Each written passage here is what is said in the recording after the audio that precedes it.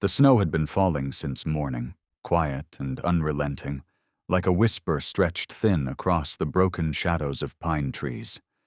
The road to the hospital glistened like glass, the tires slipping slightly with each turn of the wheel, yet Clara never eased her foot from the pedal.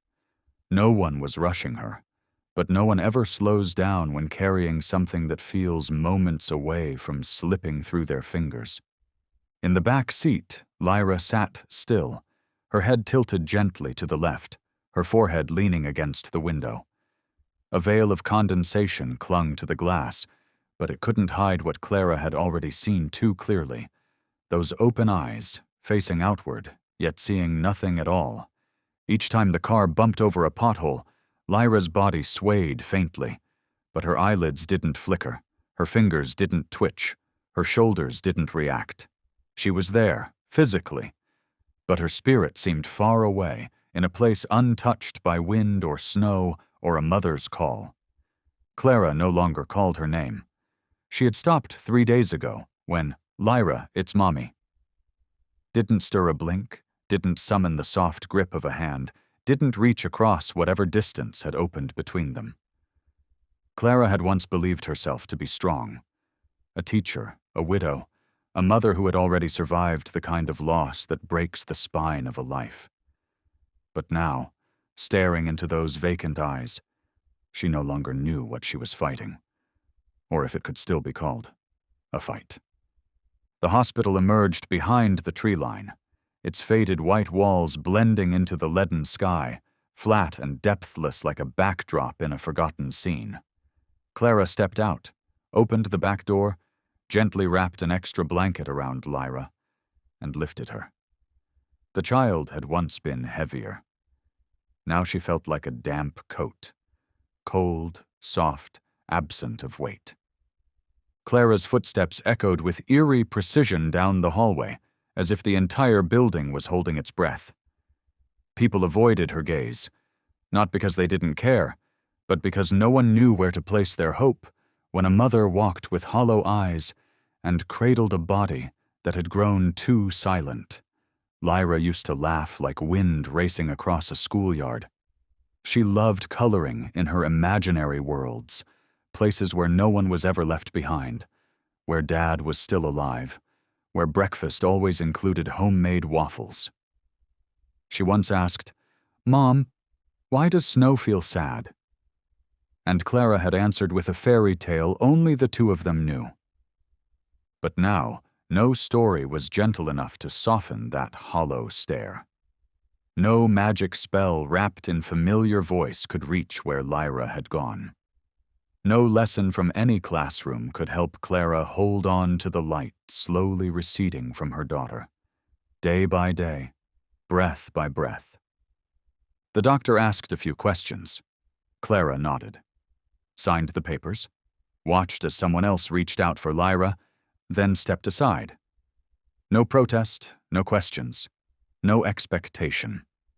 Everything she had once been, dedicated, nurturing, composed, reduced to a thin shell barely containing the tremor in her chest. She didn't remember how she entered the room, didn't notice the color of the nurse's scrubs, didn't register whether the bedspread had any patterns. She remembered only the way Lyra's eyes looked when the monitor cuff was wrapped around her arm. Still vacant, still fixed on a place no one could follow. Clara pulled a chair close to the bed and sat. She took Lyra's hand, those tiny fingers she had once guided across playgrounds and night markets through winter winds while waiting for the bus. Now, colder than ever before. Cold in a way that didn't feel like skin, but like goodbye, one that hadn't been spoken yet. She wanted to scream, to ask why, to say Lyra's name 100 more times. But fear kept her silent, fear that silence would be the only thing to answer back. So she stayed, like a shadow that knew how to wait. No prayers, no hope, no more tears, just breathing. Just sitting. Just holding on. as if letting go, even for a moment, would cause everything to crumble into dust and drift out the window, where the snow was still falling. Not wild, not violent, just sorrowful. And slow, like a wound that cuts too deep to bleed.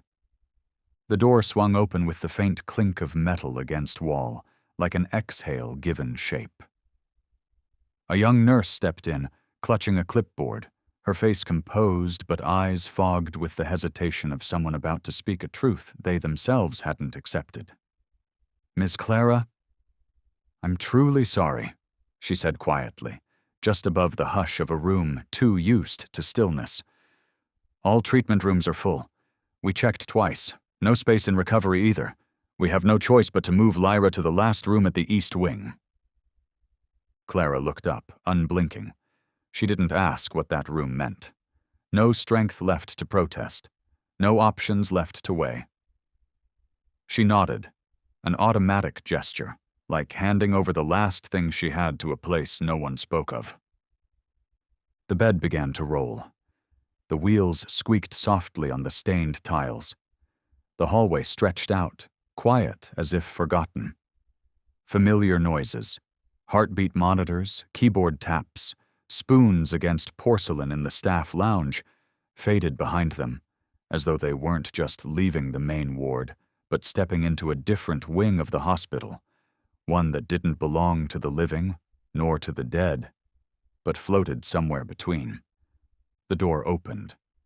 A metal plaque above displayed the number. 404. No doctor's name. No warning signs, just 3 digits. Cold, unanchored, detached from every other part of the system. Clara stood before it, and for the first time, she saw the shape of the coldness that had been growing inside her. 404, like a broken link. Not found, no return, no response, no presence acknowledged.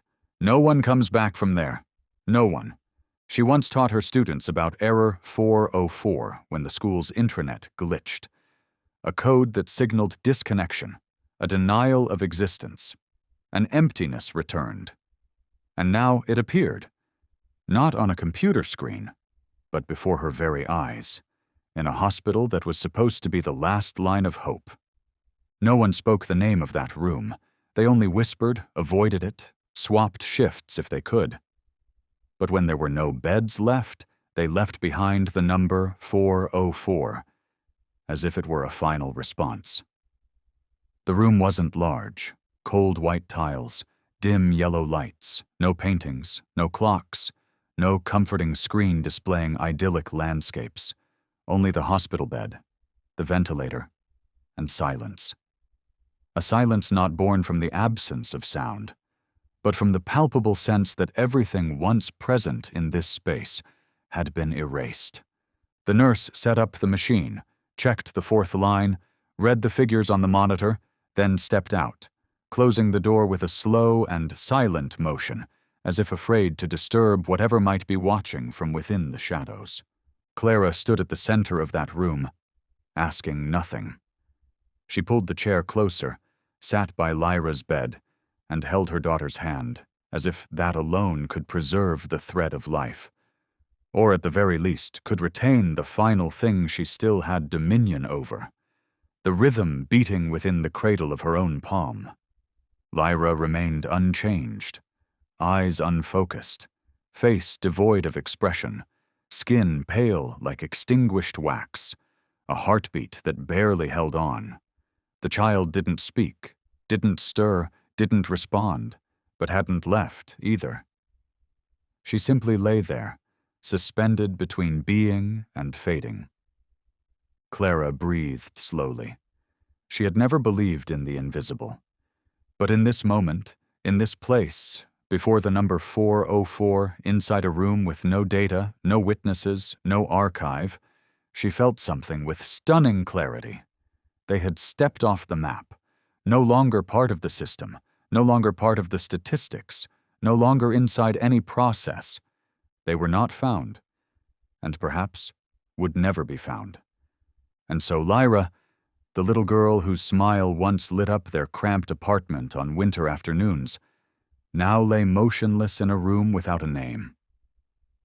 And Clara, the mother who once tried to keep herself intact through scheduled routines, through lesson plans, through nightly reading sessions, now sat unmoving in a room without data. 404 was not a system error. It was the system's refusal to acknowledge them. And in that moment, Clara understood. No one but her would speak her daughter's name in this place. No one but her would remember that the child in that bed had ever existed. No one but her would keep fighting for what was no longer recorded. And so she remained, her hand resting atop that small hand, in room 404. No one came. No one turned back. No one heard. There was only her and Lyra, and a door that had closed between them and the rest of the world. Time in room 404 did not pass, like it did outside. It wasn't marked by footsteps or slamming doors, wasn't divided by the shift bell or the rattle of breakfast trays pushed in at 8 a.m., but measured instead by the stretches of silence between one breath and the next, by the subtle shifts on the heart rate monitor, by the way the dim light faded and returned without anyone touching the switch, as if the room itself was breathing with a rhythm of its own, a rhythm slow, deep, and endlessly drawn out. Clara sat beside her daughter, her back slightly hunched like someone who no longer needed to stand straight to hold shape. Every hour seemed to draw something from her, not blood, not breath, but that invisible essence that allows a human being to believe in the meaning of life. Her skin grew pale, lips cracked, eyes sunk deep, yet her gaze never strayed from Lyra. Like an oil lamp at the edge of exhaustion still trying to shine in a single direction, Clara sat unmoving in a posture that seemed simple, yet was the culmination of hundreds of efforts to stay upright, thousands of times restraining the panic from flooding her chest, where only the faint warmth of a child slowly receding from the world remained. Lyra was still the same, her small face the size of a curled fist, eyelids unmoving, lips sealed as if rejecting everything, even dreams, even her name being called. Her hand rested in her mother's palm, light as if it might dissolve into the air if lifted, offering no sign that she knew her mother was there, knew there was a world waiting beyond that nameless sleep. The air in the room began to feel altered, not quite cold, but heavy with humidity, seeping into every thread of fabric, every strand of hair, every fragile layer of skin, making each breath more labored, making every movement feel like it was unfolding underwater. Dense, slow, restrained. The nurses came in the early shift to check vitals. They didn't meet Clara's eyes, asked no questions, performed their duties swiftly, then retreated, leaving behind the faint scent of antiseptic, tinged with something else. The light trace of dried blood, perhaps, or maybe the scent of time, congealed. Clara remembered every face, every stolen sigh, every glance that landed on Lyra just once before turning away. Some kept silent for fear of breaking something fragile. Others maintained distance, not wanting to become entangled in what was unraveling inside room 404. But no one stayed long. No one said more. No one placed a hand on her shoulder. No one made a promise. Each night, when the ceiling lights shifted to the dim yellow of energy-saving mode, Clara moved her chair even closer. She no longer looked at the clock, no longer waited for shift changes, no longer took notes. She sat like a statue, not to observe, but to become part of the landscape, a pillar holding back a soul trying to slip away through every draft, every pulse of the ventilator, every silent vibration that no one could name. Silence did not behave like a state of being. It moved and pressed and breathed like something alive. It had shape. It had weight. It had the strange patience of something that knew how to wait. It perched on Clara's shoulders, lay across her chest, measured every breath she took, swallowed each syllable before it could become a word. This silence wasn't emptiness. It was a net already strung tight, waiting for whatever soul grew too tired to keep itself from falling. Clara didn't fall. She resisted by staying still. She held on to clarity by keeping her eyes open. She fought back by refusing to speak. Each passing hour felt like bloodletting without a wound, like mourning without a departure. Sometimes she thought she could hear the sound of herself breaking. Not into sobs, but into something quieter, heavier, harder to describe. Like bones cracking under winter weight. Like a zipper tapping against cold metal in a room where no one remained to notice. And so, day after day, night folding into night, Clara stayed by Lyra's side, caught in a sliver of the hospital cut off from everything else, a place without reassurance, without improvement, without miracles, without even the small kindness of a nurse's understanding nod. Only Clara remained, and the silence, steadily draining what little was left of the mother she once was. Not through screams, not through blood, not through violence, but through something far more terrifying, the quiet passage of time without a single reply. Above the door, the number 404 gleamed dully on its brass plate, unmoving, unblinking, offering no signal, no suggestion, just existing, like a silent designation, like a cold label that the hospital neither removed nor acknowledged, as if this number had never been chosen, but merely inherited. Clara had known Error 404 back when she taught. It appeared when a web page no longer existed, when a search returned nothing, when a system refused to recognize something that had once belonged. 404, not found, wasn't an accusation nor a verdict. It was a cold, neutral verdict. No data, no trace, no longer there. But this number was no longer on a screen. It now existed in real space, etched above the door that led to her daughter. It was no longer a technical glitch. It had become a sentence, to be unseen, unregistered, severed from the living world. And as she sat beside Lyra's bed, in the soft hum of dull yellow lights, under the steady rhythm of the ventilator, colder than rain on glass, and beside paint-chipped walls that seemed forgotten by time, she heard from somewhere in the folds of memory a way of reading numbers that her father once taught her as a child, a cadence rooted in the ancient echoes of another tongue.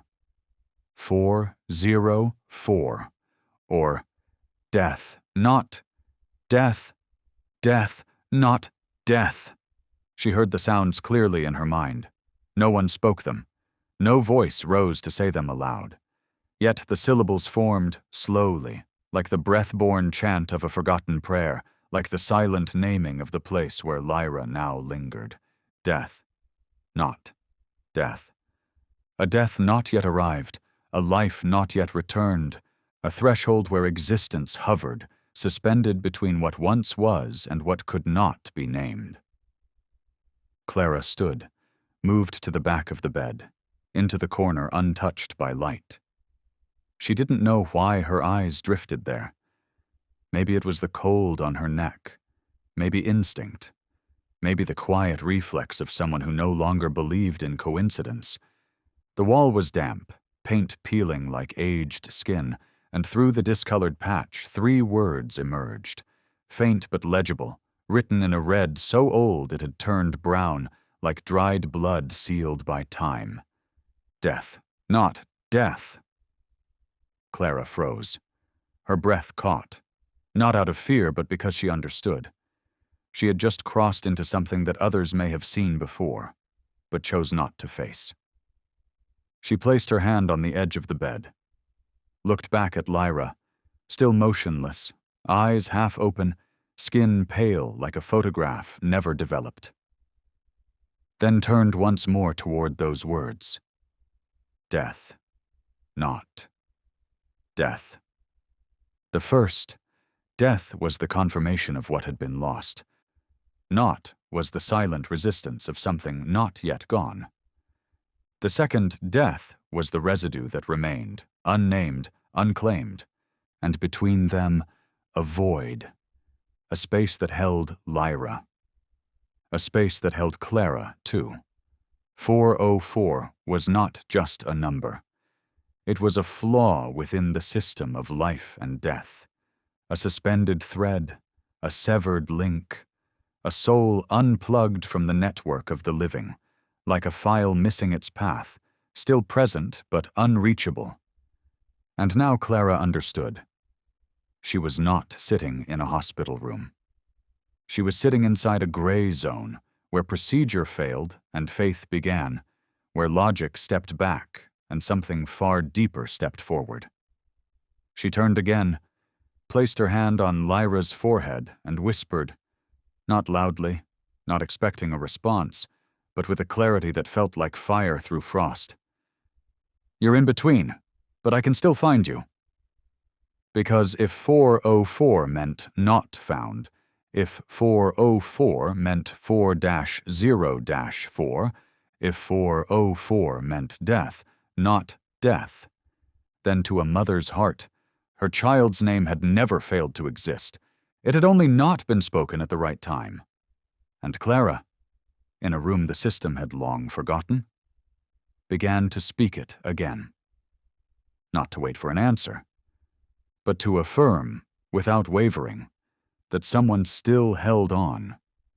That night, the snow fell like cold ash from a world where fire no longer burned, descending slowly, evenly, blanketing the empty streets, the sleeping eaves, and the quiet hallways that led to the East Wing, a place where the corridor lights refused to flicker, where the ceiling-mounted cameras stood still as if time itself had stopped noticing, where night shift staff often avoided stepping through not by protocol, but by a deep, unnamed instinct that whispered against definition.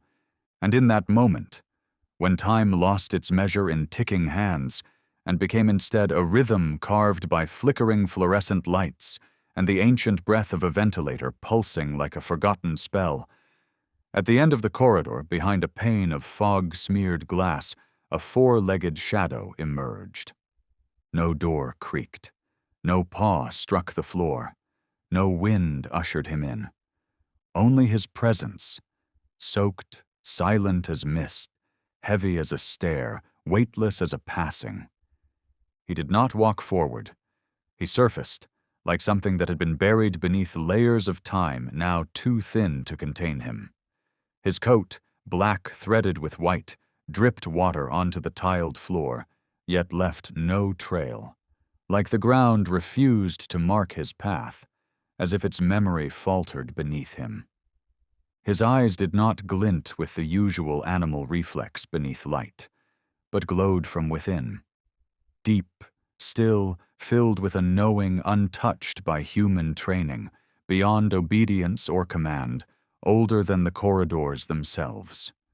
No one opened the door for him. No security footage recorded his shape. No system log mentioned a four-legged being entering the building during curfew hours. Yet he had arrived. He had moved. He had seen. And then he stopped, right in front of room 404. Clara stirred, without cause, without noise, without shift. A different air had entered the room, something not carried on wind but carried by presence, like an invisible wave rising from the hallway and pressing gently into her lungs. She opened her eyes, sat upright, and through the not-quite-closed door, the hall's low light poured a single horizontal beam across the floor. And within that beam, he stood. Large, still, ears alert, tail low, eyes unblinking.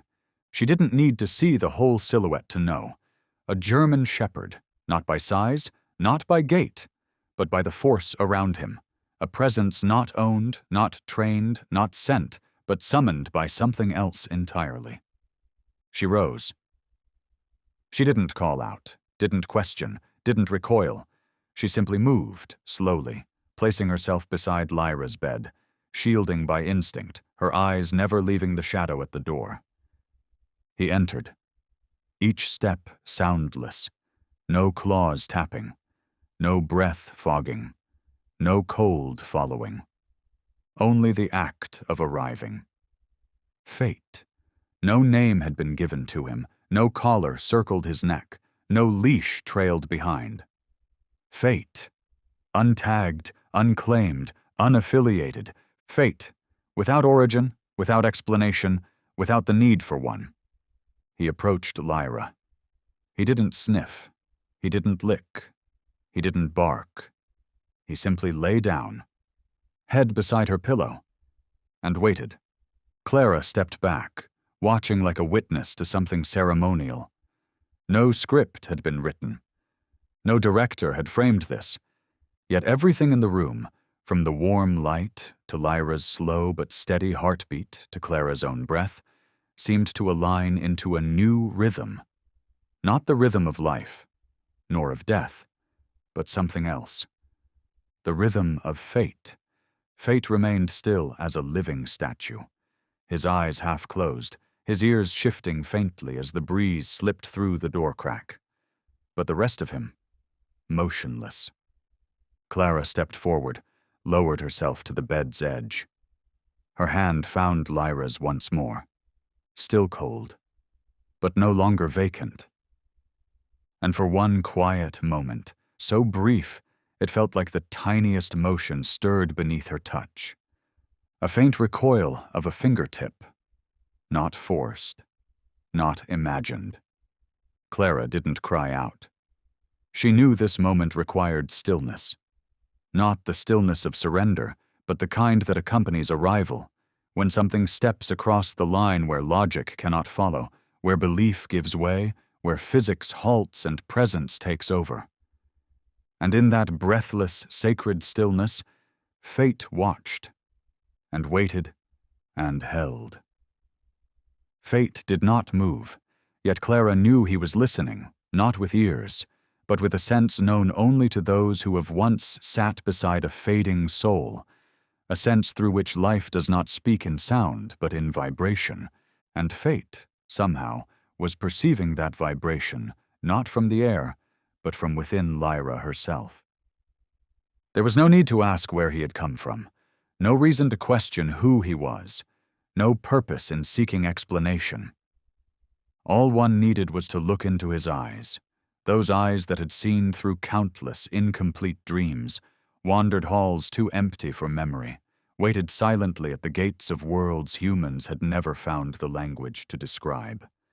Fate had arrived, not summoned, not pleaded for, not called upon, but drawn here by a promise so ancient it may have been forged in a life before this one, in a moment Clara no longer remembered, in a fragment of a memory Lyra never got to live. Fate did not come to break the rules. He came to bear witness that something stronger than rules still exists. And in room 404, a place unsaved by data, unmeasured by soul charts, unacknowledged by systems, a witness had entered. Not with human footsteps, not bearing human shadow, but more present than anything else left breathing in this world. And Clara, for the first time after countless nights of silence, whispered a word. It wasn't her daughter's name. It wasn't any name at all. It was merely a breath, and the echo of a faith rediscovered. That fate had not just arrived. Fate was staying. The atmosphere in room 404 did not shift with changes in light or temperature on the wall's control panel. It shifted through unmeasurable vibrations, through invisible, microscopic currents that softened every nerve in Clara's skin, like a wave brushing against the final fibers she could still feel. Fate did not turn his head. He did not scan the space. He already knew this room, like one who had once lain here, once stood watch over something no soul had dared to face. He rose without a sound, his body coiled not in tension, but in deliberate balance, shaped not for fleeing, not for hunting, but for being. precisely when and where he was meant to be. The hospital bed was not tall to him. He needed no push, no hesitation. Fate stepped forward, shifted his weight, and climbed atop the sheets with the fluidity of water gliding between stone, not a creak, not a tremor. Lyra remained still, face pale as ash, lips cracked, her chest rising and falling like paper before a dying fire. Clara did not speak, did not move. She only watched.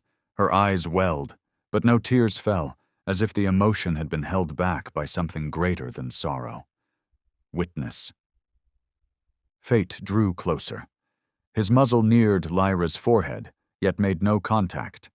His breath brushed over her, carrying not the scent of earth nor of fur, but a warmth that pressed the entire room into a singular suspended moment, as if all things inside were waiting for something. He lifted his left front paw. He did not lunge, he did not press, he did not impose, he simply lowered it, carefully, deliberately, onto the small, motionless hand of the girl. The underside of Fate's paw was warm, thick, yet moved with the precision of a gesture performed before, traced before, pressed before.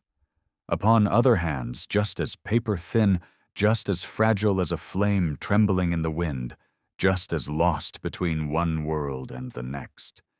And when the curve of his claw touched the tiny fingers, just for a second, or perhaps even less, Lyra curled one finger. So faint, so gentle, but real.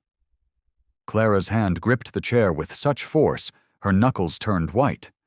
No one spoke, no one explained. There was no confirmation needed. Suddenly, every machine in the room came alive with sound. The heart monitor, flatlined for hours, jumped with a single slow beat. The oxygen meter, locked in the red, ticked up a single number. The EEG, once still, blinked with the trace of a wave. All the instruments that had become mere decoration, all the numbers thought to remain only out of duty, began responding again, as though room 404, long severed from the system, had just been reconnected to a center that had forgotten it existed. Fate still did not glance toward Clara. He lay down beside Lyra, his head resting near her shoulder, his paw still gently pressed against her hand, as if completing the circuitry of a time-worn machine that had ceased but never broken. Clara's breath caught, but she didn't scream. She didn't sob. She sat motionless and reached out with trembling fingers to touch her daughter's other hand, and this time she felt warmth. Faint, delicate, but real. Fate opened his eyes. Those eyes, neither fully animal nor purely specter, shone with the quiet light of one who had waited lifetimes to do what only he could do. And in that very instant, Clara understood. Fate had not come to change destiny. He had come to restart a rhythm misplaced long ago. He had come to reach a point unseen by humans, untouched by doctors, unreachable by science. He had come to affirm that, within the silence of what we believe lost, there is still presence. 404, the error once known as not found, was now responding. Through the rhythm of a heartbeat, through the faint twitch of a fingertip, through the mechanical pulse that Clara once believed had forgotten how to carry anything real. And it all began with one paw resting gently atop a hand. No definition on earth could capture that moment. No language ever forged carried enough weight to speak it. But Clara knew. This was the second life turning its head. This was the breath of destiny parting a door that ordinary eyes could not see. And within the dense hush that wrapped around them, within the four walls of room 404, within the stillness that couldn't even rouse the curtain, within the resignation of every machine that had once begged in vain, only one image remained. Fate, beside Lyra, his paw on her hand. like the final sentinel watching over a soul not yet dismissed. And Clara, a mother receiving the first signal from her daughter, not through syllables, not through reason, not through any known sign, but through presence alone. The room in 404 stopped breathing, not by losing air, but by suspending the very need to move, as though the universe itself agreed to hold still for a moment, too fragile, too sacred, too near the divine to be disturbed. Lyra lay motionless for several heartbeats. Her eyelids stayed shut, lashes unmoving, her face white as porcelain resting in cold air. But her hand, marked by fate's paw, had ceased being inert, no longer a soft limb drifting between the physics of form and the threshold of forgetting. And then, in the amber light that dulled like a curtain left too long unwashed, Lyra opened her eyes. Not wide, not startled, not rushed. Just enough for vision to pass through, vision that didn't return from a nightmare nor arrive from a resurrection, but returned from a place untouched by any word the world had ever given. Those eyes were clear, deep, still, like a lake unbroken by wind because it had long since seen its bottom. That gaze asked nothing. It measured no time. It sought no explanation. It carried only one thing, formed by lips cracked and dry, yet strong enough to hold memory. "Mom, is that Toby?" The voice didn't climb, it didn't echo, it didn't reach. It was breath shaped into sound, just long enough to carry the memory of something Clara thought her daughter had lost. Toby, a name unspoken for years, absent from bedtime stories, missing from photos, from frames, from recent recall. Toby, Clara's first dog, back when she was young, unwed, untouched by motherhood or grief. A companion once real, a shadow that once ran the backyard, curled under sofas, buried its head in her lap during summer rains. A soul that once knew Clara before she ever learned how to carry pain. Clara stepped back. A small motion, not from fear, but from being pulled into a memory long sealed by dust. Her heartbeat stumbled. She bent toward her daughter. Lyra wasn't looking at her. Her gaze was cast toward the other side of the bed, where fate still lay, unchanged, unmoved, unreplied. But his eyes... When Clara looked into them, her spine stiffened as though something ancient had called her name. Not from cold, not from fright, but because in a flash that reason couldn't grasp. She recognized that gaze. It was Toby's gaze. Not the gaze of breed, not the gaze of training, not the gaze another body could replicate, but the gaze that had once seen through her when she no longer knew how to see herself. A gaze that didn't accuse, didn't prod, didn't overwhelm, didn't retreat. Only understood. Understood how she once curled up in the dark when 23 shattered beneath a goodbye. Understood how she wept beneath the kitchen table the night she learned her mother wouldn't wake again. Understood how she fell asleep during midsummer after working 2 jobs just to hold rent.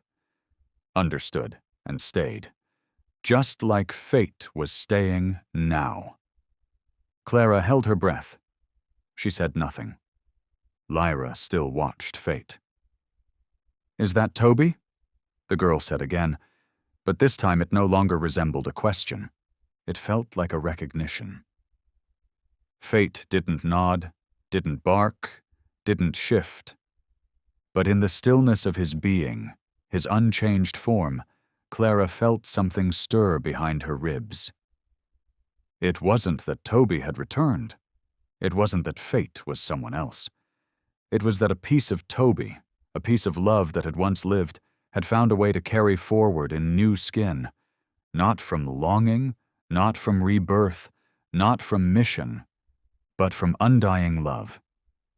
And it, by some thread not built for understanding, had found its way back, at the very second Lyra opened her eyes, at the precise moment fate's paw met her hand, at the breath in which Clara tasted both what it meant to lose and what it meant to touch something she believed had vanished. No answer needed, no explanation offered, no memory required. It took only a single look, or perhaps it was the second, or the third, or the thousandth, in a cycle long and ancient, where everyone had once been someone else. Clara laid her hand gently atop her daughter's head. Fate still watched, and for the very first time, a breeze stirred through room 404, soft as the touch of memory's hand, brushing along the strands of what had never truly disappeared. From the moment fate placed his paw upon Lyra's hand, every shift within room 404 no longer followed the linearity of medicine, no longer depended on time, drugs, or vital signs, but instead slipped into an unseen current, where each heartbeat opened a door to the past, and every returning breath took one more step back from the edge of a fate long etched in silence.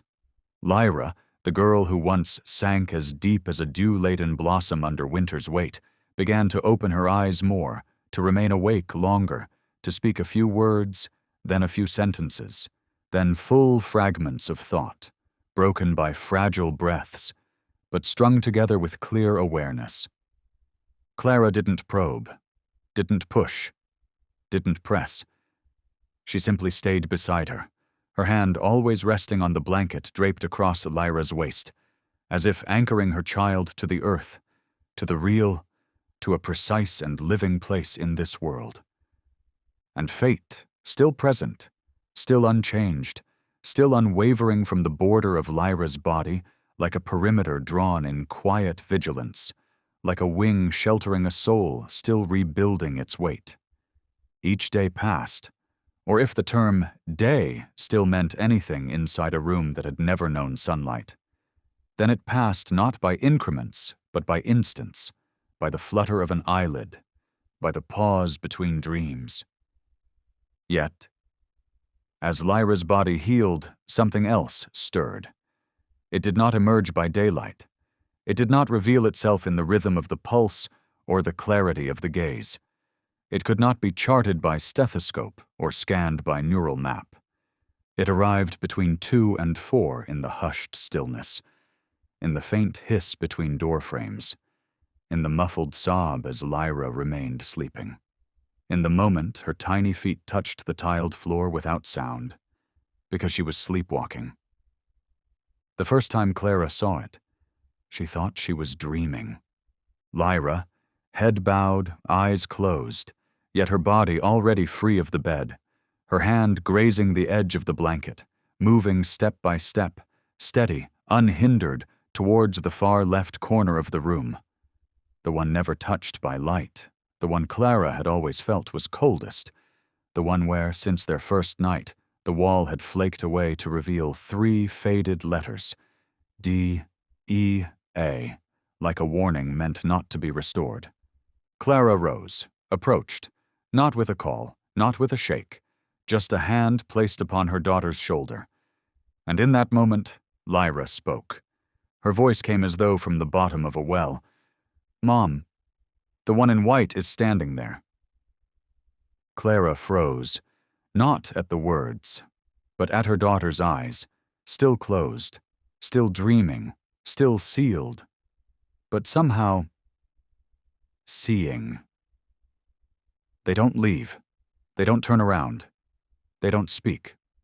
But I know. They're waiting, Lyra whispered, as if recounting something that had happened many times before, as if she were simply a translator for what another soul could not say aloud, as if she had taken a place at the crossroads of waking and dreaming, chosen as the messenger for a message still incomplete. Fate did not move, but his ear flicked, his head lifted slightly, his eyes widened just a little. Clara guided Lyra gently back to the bed, slowly, quietly, without waking her. Lyra lay down without resistance. Yet as her head touched the pillow and her fingers clutched the blanket, her lips moved again, not with distinct words, but with sounds that echoed like a phrase looping back upon itself. The one in white, the one who stands, the one who guards the gate. Clara sat beside her, eyes fixed on the wall her daughter had pointed toward, the very corner she always avoided, the one that seemed to thicken the air, dim the light, and slow the pulse of every machine in the room by a half beat. She saw nothing. But fate was watching, staring at the exact spot where Lyra had stood, staring with the intensity one doesn't give to what is visible, but to what demands to be known. And Clara, in the silence that wrapped around them, felt as though she too was sitting with another soul, not the soul of the dead, not a ghost, not a curse, but a gatekeeper, not one who opens, not one who closes, simply one who stands as a marker between two worlds, waiting for someone to either cross or choose to remain. Clara placed her hand on Lyra's chest. Her heart beat slow, but steady. Her breath quiet, but present. Her skin no longer cold, but not yet warm. And fate, still staring into that corner, was as still as stone. But Clara could feel every fiber of him drawn tight, not in preparation to strike, but to shield. Because whatever stood in that corner may not have meant harm, but did not belong. And Lyra, the girl just returned from the gray mist, stood directly in between life, pulling her gently back, and an unblinking gaze that had waited too long to be seen. The wind no longer stirred, but the night still moved, and fate, suddenly, released a breath soft as the chime of a bell just awakened, a sound that carried no warning, no alarm, but made Clara sit upright and whisper to the silence, "If there is a gatekeeper, then let my child cross with the one who knows the way." From that night forward, fate no longer slept, no longer curled in rest, no longer surrendered to the restorative stillness that all guardians of life require. Fate began his vigil, through the entire span of night, through the slow suffocation of shadow, into every crease of the ceiling, every crack in the wall, every silent link between ivy tubing and machinery that had long fallen quiet enough to seem no longer part of the world of light. He remained there, head lifted just enough, eyes fully open, ears tilted with care, his body never leaving the fold of blanket beside Lyra.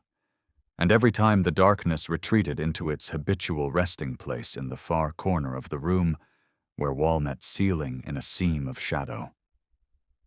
Fate growled, low, steady, like a blade drawn but not raised, like a warning only the unseen would hear.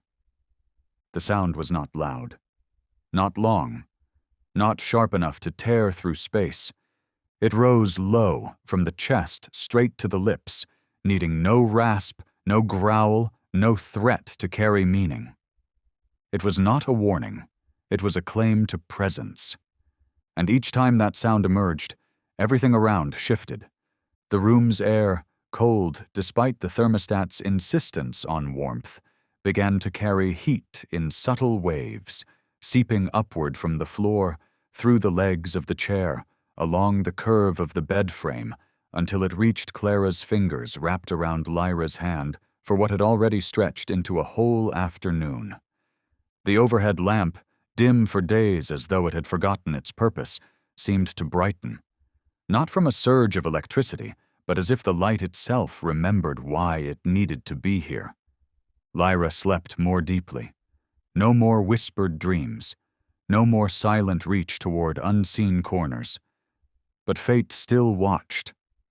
Every night, same position, same direction, same point on the wall, where the shadow pressed thicker, deeper, darker than any other part of the room. No figure stood there, no furniture, no decor, only shadow, but shadow shaped into form, a form that stood.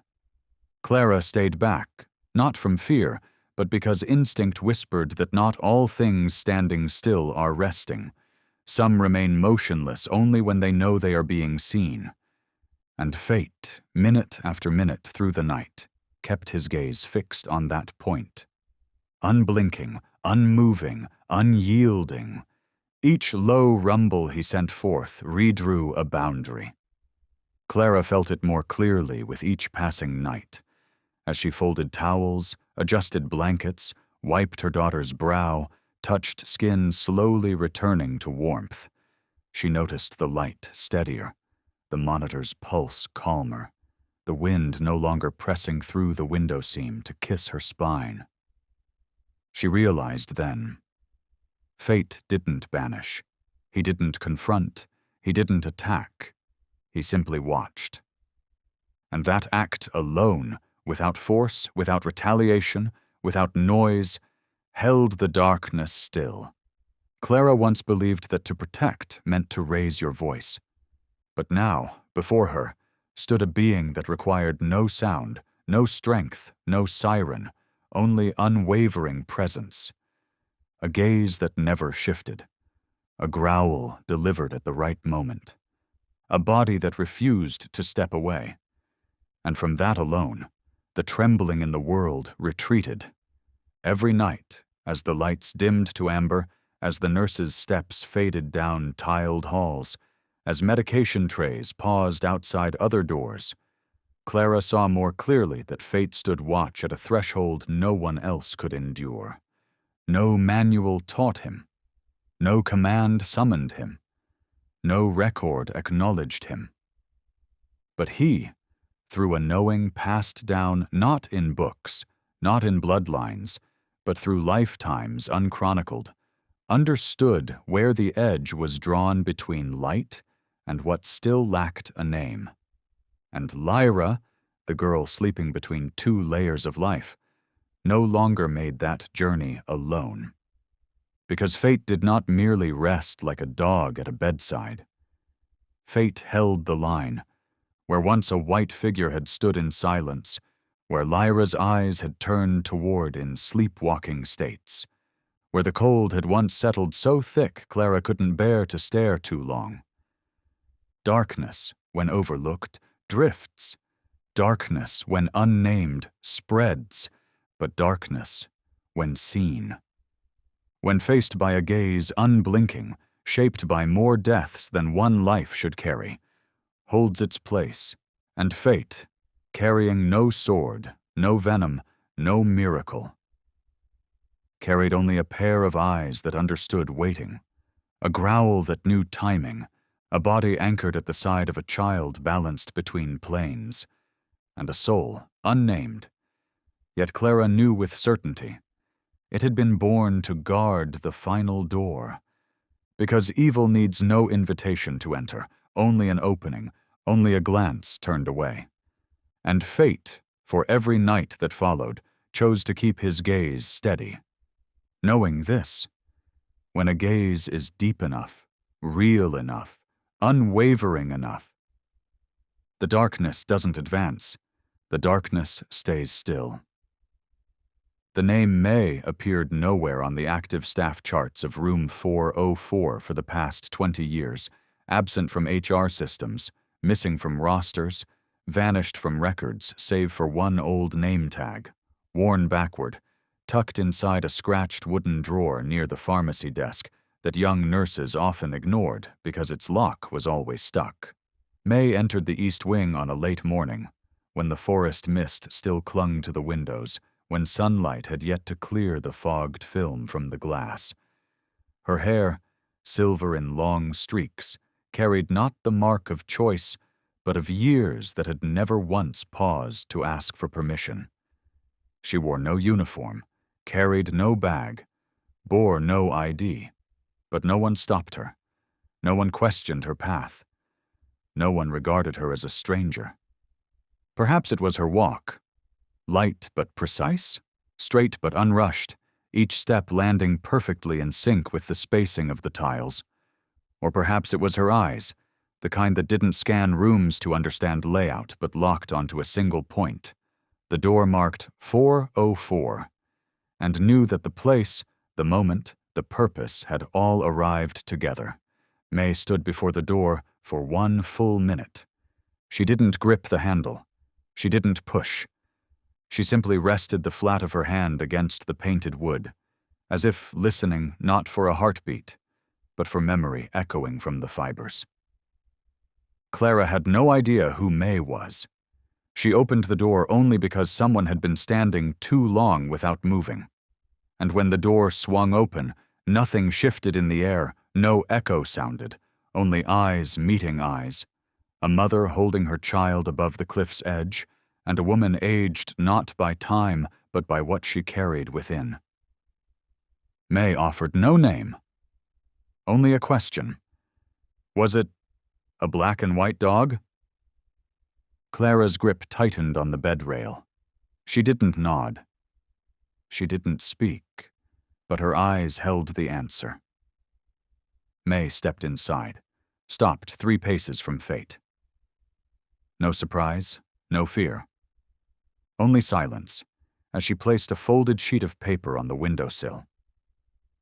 1952, May said slowly, syllable by syllable.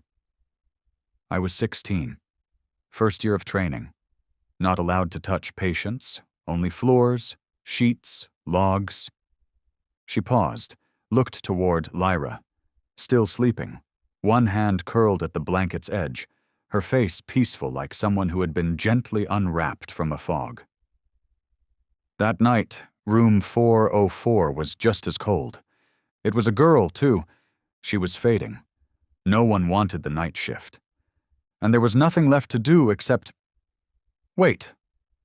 May's voice carried no tremble, no strain, no theatricality. Yet to Clara, each word flowed like it had been pressed through the cracks in an old wall, from the fractured veins of brickwork, from a ceiling that had heard too many calls echo into silence. The girl's name was Ruthie, 8 years old. No family ever came. No records detailed enough to draw a whole picture. No hope offered by the medical board. And then, one night, as May was mopping the hallway floor, the door to room 404 suddenly swung open, not by wind, not by hand, but by some force that pushed from within. And there, framed in the threshold, a black and white dog stepped out. No one knew where it had come from. No one logged its presence in any report. No camera of that era worked well enough to hold the image. Only May, standing there, watched it walk past, pause, turn its head to look at her, and vanish into a hallway with no light. The next morning, Ruthie sat up, ate by herself, spoke in full sentences, and 3 days later, walked out of the hospital on her own feet. No questions were asked, no explanations were offered, no memories were recorded. Only me, May whispered. I kept this paper. She unfolded a time-worn sheet to reveal a photograph. A small girl standing in the courtyard of the old hospital, dressed in a white floral dress, her hand resting atop the head of a black and white dog, ears perked, eyes fixed forward. In the corner, scrawled faintly in ink, Ruthie and her friend. Clara held the photograph. Fate looked up at that exact moment. And in the instant his gaze met the face of the girl in the image, Clara felt the room tremble ever so slightly, like the long-contained sigh of decades finally finding a crack through which to escape. May laid her hand gently on Clara's shoulder. It didn't come because of illness. It didn't stay because of logic. It came because something had stood in that corner for too long, unseen.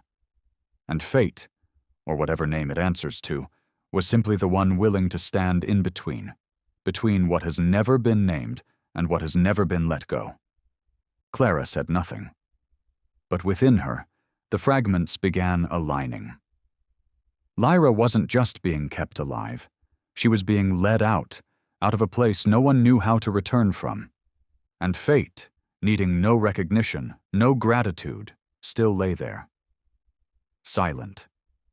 But history was being rewritten through every breath he brought into the room. Because if 1952 had Ruthie, then this year had Lyra. If then there had been one witness. Today, there was one who understood. And the first to know the truth was simply the one who did not turn away when the shadow crossed the threshold. May, with silver hair and a memory undiminished, had waited more than half a century to witness it once again. A black and white dog of no origin, returning light to the room known only as 4:04. The minute hand froze between 3 and 4. The digits on the bedside clock did not blink, not due to malfunction, but as if time itself had agreed to pause, to watch a breath begin to surge across the edge of a hospital bed, where a soul thin as mist gripped each heartbeat like a silken thread tethering her to the rim of the dark. 3:14. Not a coincidence, not an accident, but the precise fracture point of an order held too tight, a system stretched too long, a silence containing too many things never said aloud. Lyra didn't scream, didn't thrash, didn't cry, but her body, in less than a second, arched back, recoiling as if yanked by a force rising from the base of the room, from the floor tiles, from the IV line, from the curtain soaked in the weight of night dew. Her entire form seized, then buckled, then twisted, as though her skeleton were being wrenched by fingers not made of flesh. Clara screamed, not from her throat, but from her chest, a cry without sound that ricocheted through her skull, her throat, her heart. The monitors, flatlined. The heartbeat, gone. The lights flickered once, then shattered. The first sound was not a cry, it was a hiss, the shattering of something fragile, glass breaking in layers across the air, a door closing and opening in the span of a single heartbeat.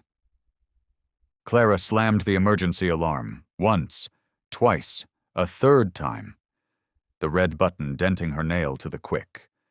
But there were no footsteps, no voices, no arrival, only a wave of cold, like deep water surging from a sunless trench, sweeping her hand from the switch, knocking her knees from the floor, washing her hope from every crevice it once clung to.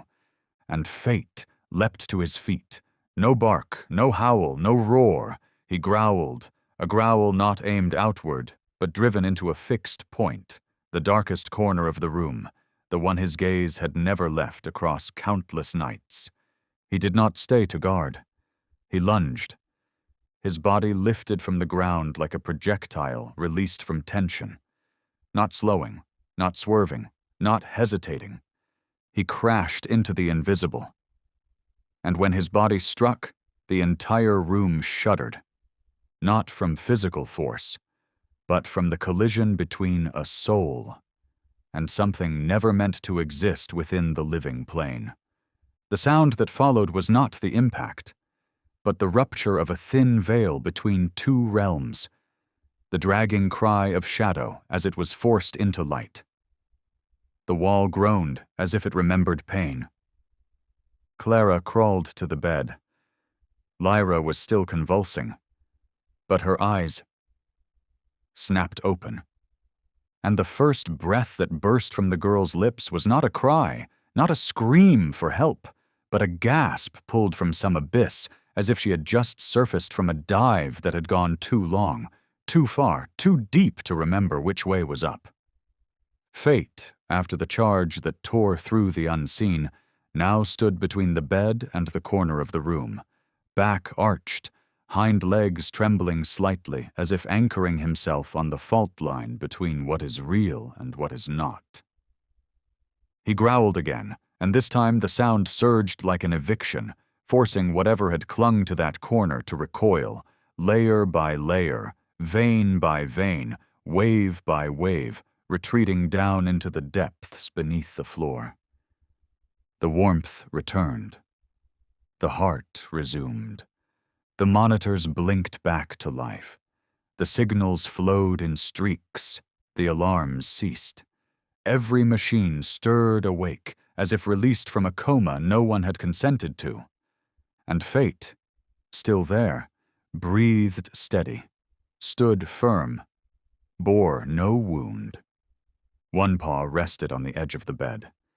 His eyes didn't turn to Clara, didn't glance at Lyra, didn't fix on anything within the room. He looked past it, toward the presence that had withdrawn, without chasing, without following, just watching. And in that gaze, the door that was never opened, sealed. Clara pulled Lyra into her arms. She didn't know what had just happened. She didn't reach for help. She didn't seek reasons.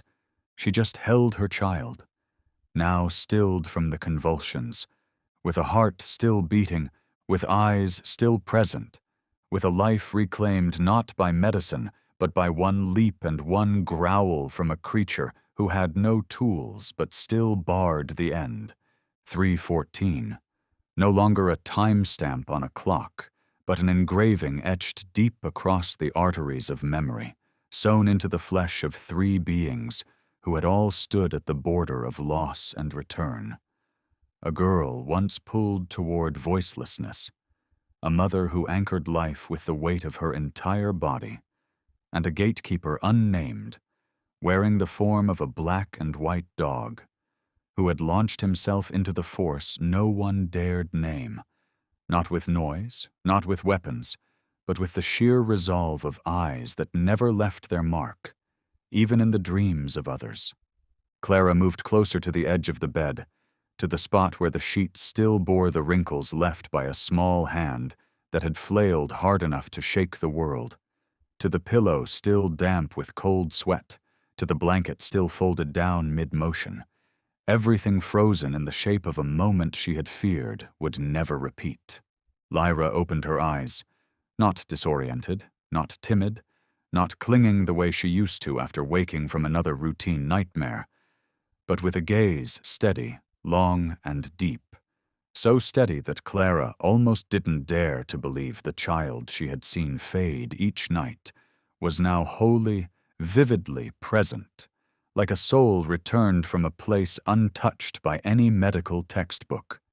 Clara didn't ask, because some questions do not need to be spoken between blood, between breath, between the heartbeat of two lives intertwined since before memory began. And in that shared silence, Lyra, with a voice pushed through a throat not yet healed, said a sentence that Clara could not decide whether to store in her ears, her heart, or somewhere deeper inside where it wouldn't shatter her into pieces. It tried to take me. The sentence was short, but within it curled a universe contracting. The girl didn't shout, didn't sob, didn't plead for rescue. The words carried no exclamation, no dramatic weight, but came out as gently as a retelling of something that happened long ago on a gray Saturday afternoon. Gentle, but deep enough to freeze Clara's spine, as though a fingertip had touched the bone directly. She didn't ask, "What was it?" She didn't ask, "How do you know?"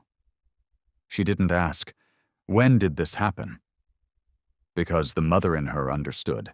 If her daughter had enough strength to say those words, then she had enough to seal every remaining detail into one breath, softer than a pillow's edge.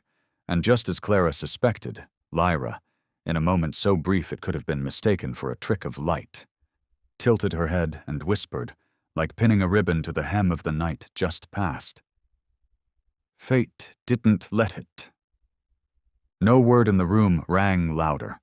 No syllable rose above the heartbeat monitor. No sound crashed loud enough to break the silence. But Clara heard it as if every system in her body was being rewritten. Every vessel, every cell, every nerve rerouting to make space for those 24 letters, because within them lay the postponed death, the pulled-back life, the signal from a world science had yet to name. Fate, still at the foot of the bed, made no sound, cast no glance, lifted no paw, but every inch of his existence at that moment became the final signature in a silent petition against the pull that had tried to drown Lyra in the place from which no one returns. Lyra closed her eyes again, not to escape, not to shut out, not to drift away, but to turn inward, drawing back the sights she had seen, the sounds she had heard, the icy touch that had once settled on her shoulder as she sat alone at the border, where something unformed but powerful enough had reached for her, not out of malice, not out of rage, but because she had become soft enough, fragile enough, open enough to become the perfect fracture through which something long unspoken could try to slip through. Lyra's voice rose again, slower this time, yet stretched long and vast like a galaxy being combed out from somewhere deep behind the cage of her ribs. It wasn't like a demon, and it wasn't like a person. It was something someone once made and then forgot in the corner of a room, believing light was enough to sweep everything else away. But that thing, it grew in shadow, not by breath, not by footsteps, but by being forgotten. Clara felt her own heartbeat slow by a single count, because in that instant she understood.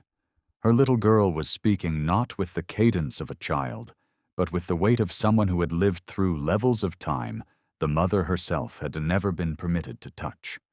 And within those words, each syllable soft yet piercing, one truth became clearer than all else. Fate had stood there not to fight, not to await command, but simply to ensure that what was about to happen wouldn't.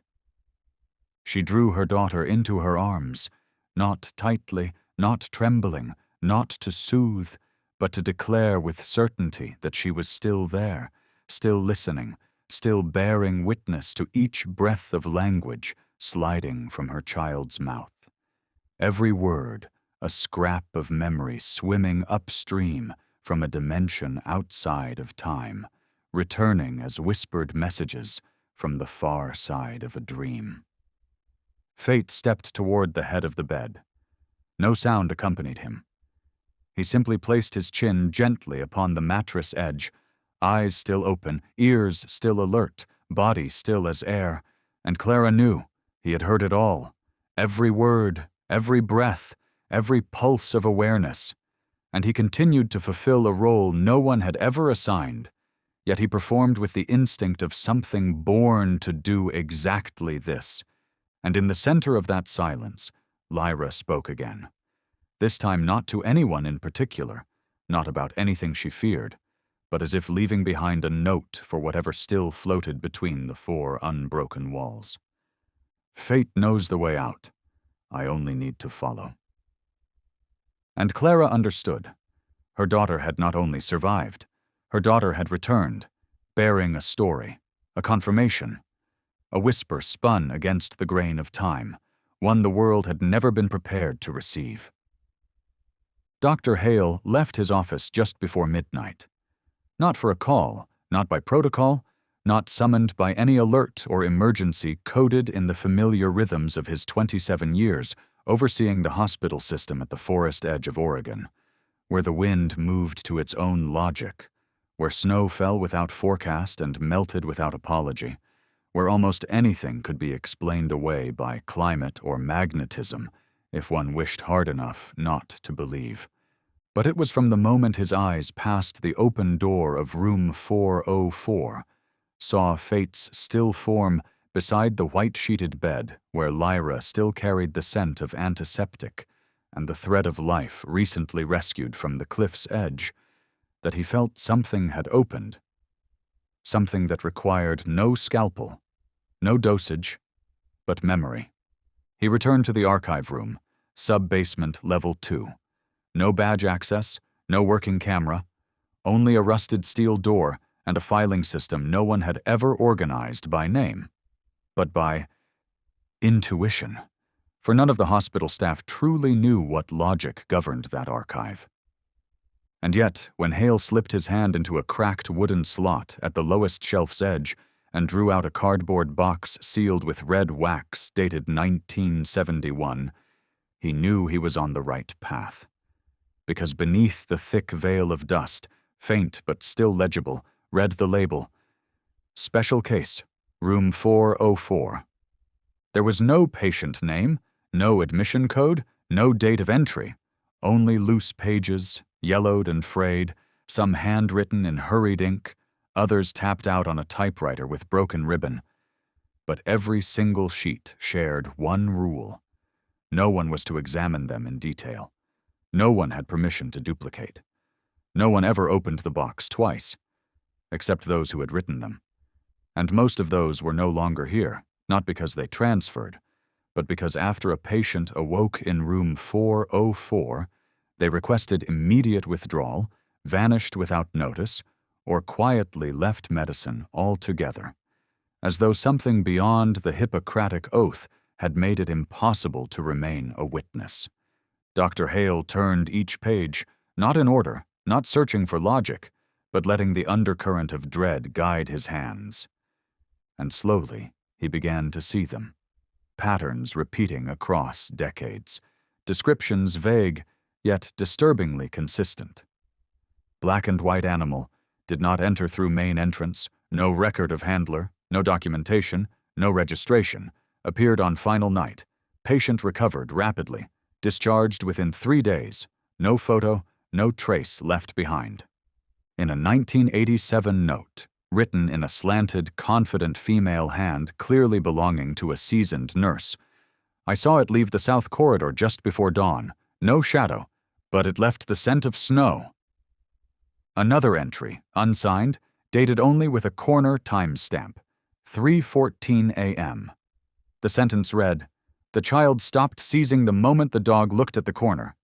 He stopped at a faded photograph, film stock, grainy, unclear.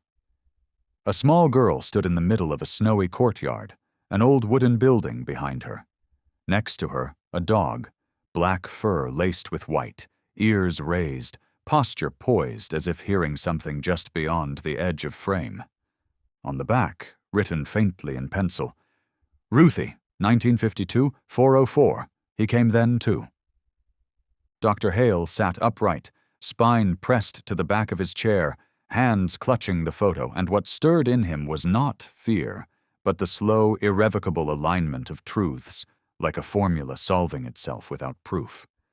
Fate did not belong to any family. He was not a therapy dog. He was not a trained breed assigned to clinical roles.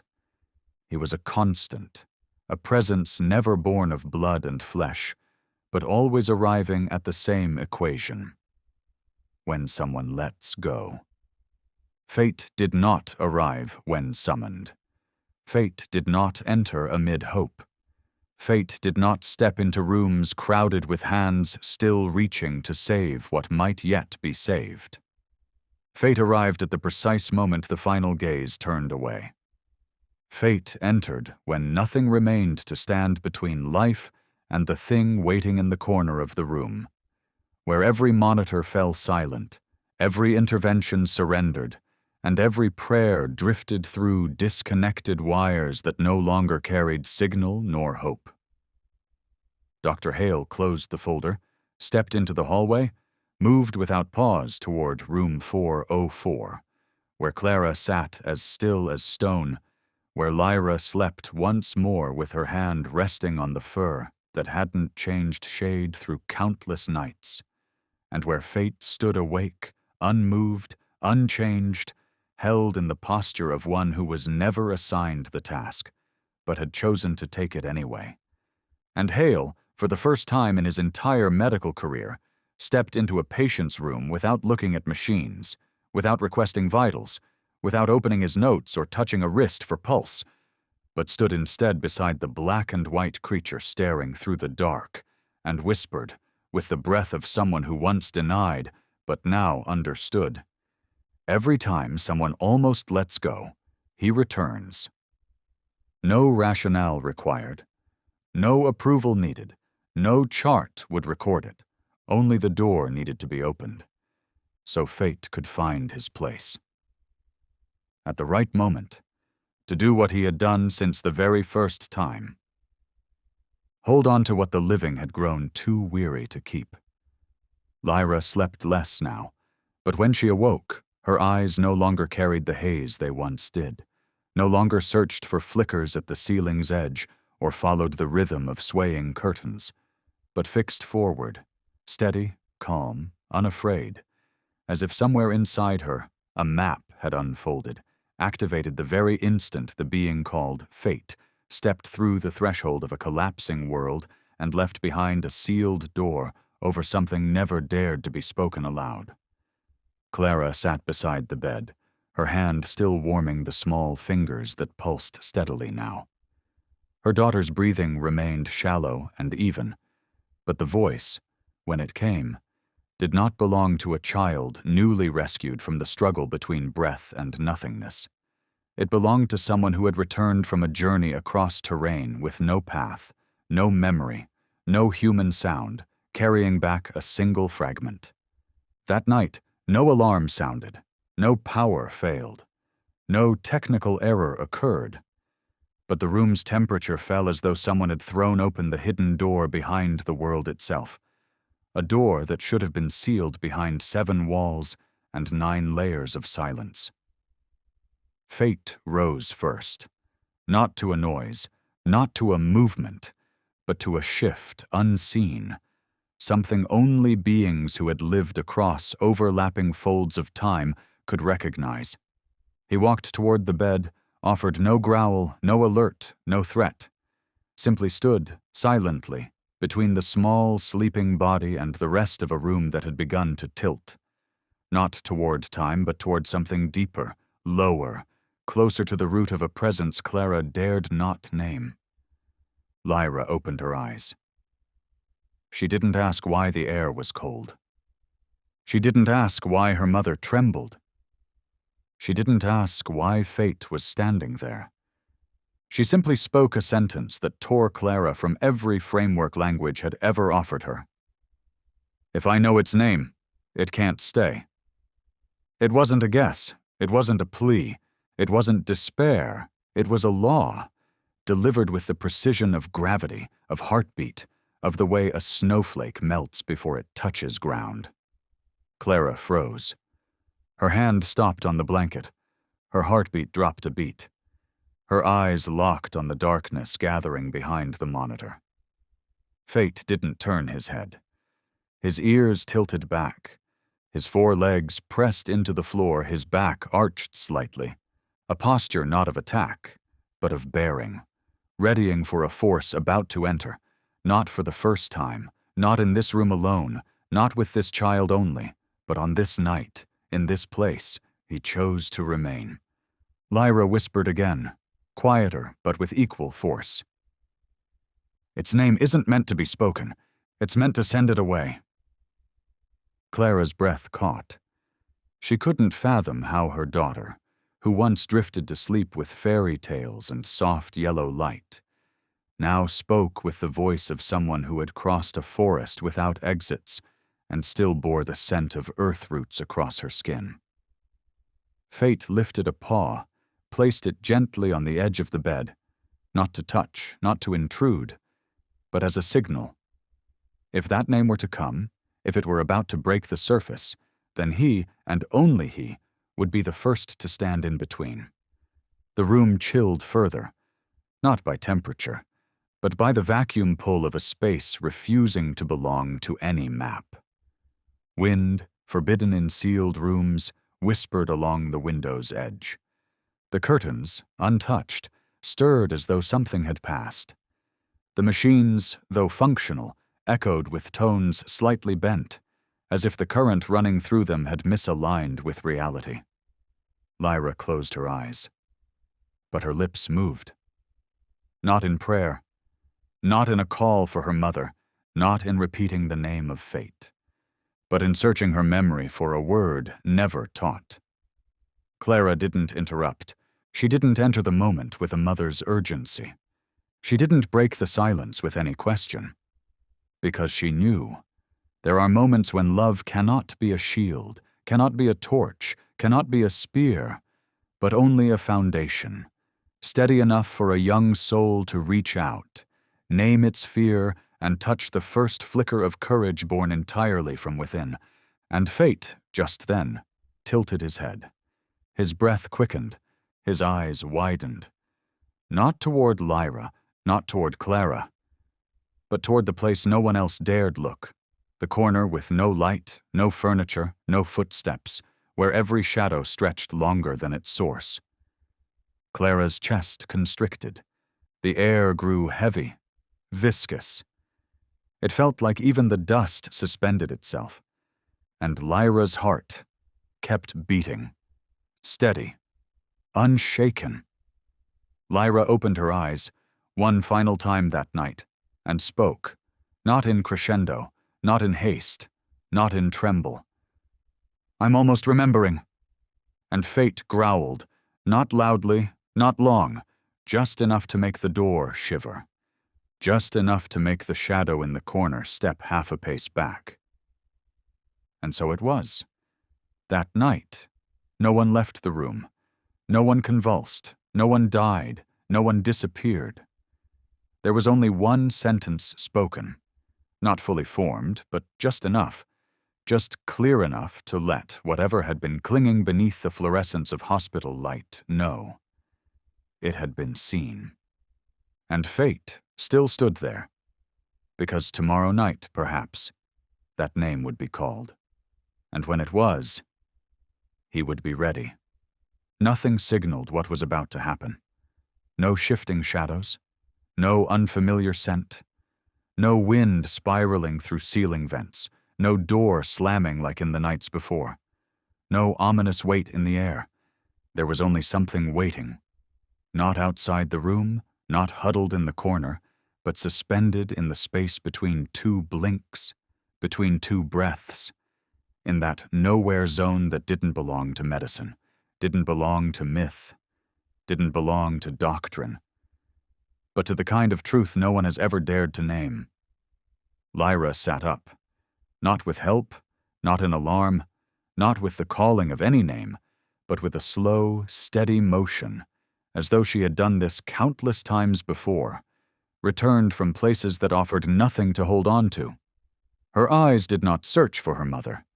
They did not fall upon the doctor. They did not lock onto the corner where Shadow used to sleep.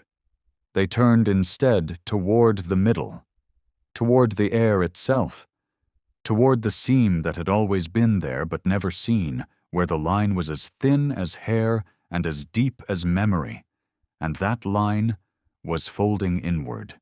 Fate growled, a sound not made to warn, not to threaten, not to awaken, but as a command, uttered not for the living, not for the dead, but for the opening now forming, not with hinges, not with hands, but with recognition. Clara held her breath, not out of fear, but because she knew. Her daughter was about to speak something the world had never been prepared to hear, but could no longer stop. Lyra placed her hand over her heart. And there, it beat not with panic, not with rush, not with strain, but with the steady pulse of a vow, transmitted through ribs like code through wire. She bowed her head. Her lips began to move, not quickly, not shakily, not dragging, not rushing, but with precision, as if a needle were finding the exact groove in a lock, and turning. Then came the sound. Not from any known alphabet, not a sound a human mouth was made to pronounce, not something writable, not something repeatable, but it rang out, clear, round, whole, like a call carved into the bloodstream and set loose. At that moment, the lights flickered. Not once, not twice, 3 times, then 4. Then every fixture in the room gave off a collective hum, soft, subtle, like the pluck of a string stretched across dimensions, and the cold was gone. No more snow in the vents, no more mist clinging to the bed frame, no more trembling beneath the skin, no more fog where breath once clouded. The darkness in the corner, the place that had long been the mute quadrant of the room, didn't explode, didn't scream, didn't dissolve. It withdrew, like something that had been implanted long ago, now pulled by its true name, forced to turn away, not in defeat, but because it had been seen for what it was, and what it was no longer belonged here. Fate barked, not loud, not long, not angry, but exact, like a period placed at the end of a final sentence. And within that bark was the sound of something ancient breaking, the fracture of a presence that had stayed too long without ever being named correctly. Then came silence, not from emptiness, but from completion.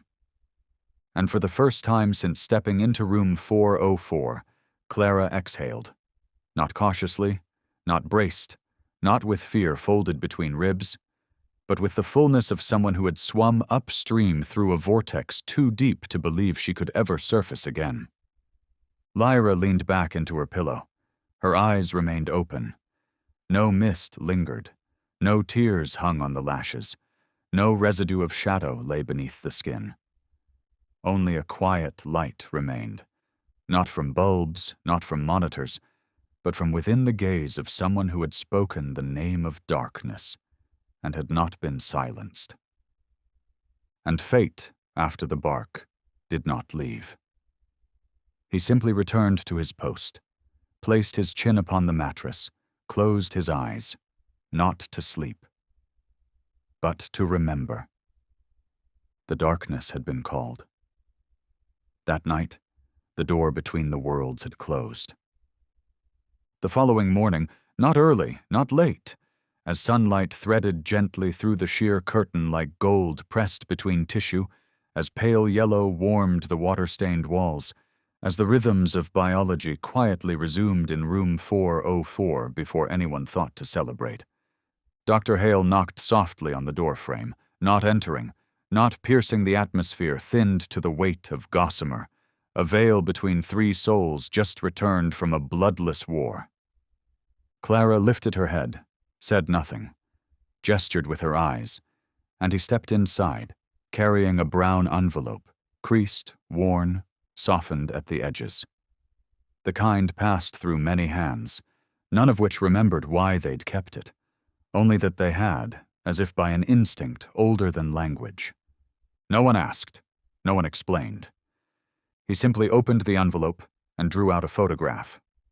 Black and white, film stock, faded paper, its back sun-bleached like memory that refuses to turn around, its front showing a girl, perhaps 7 years old, standing in snow, her dress lifting slightly in wind, hand lightly resting on the strap, eyes cast outward, not at the lens, not at the photographer, but toward a vanishing point inside the frame, as if her soul was tracking something just beyond its edge.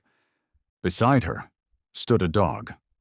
Not any dog, but fate, or some version of him that had once borne the same coat, the same black and white clarity, the same upright stance, ears alert, gaze steady, not fixed on the girl but aimed at the far side of the image, as if guarding something that had once entered, but had never been banished in human tongue.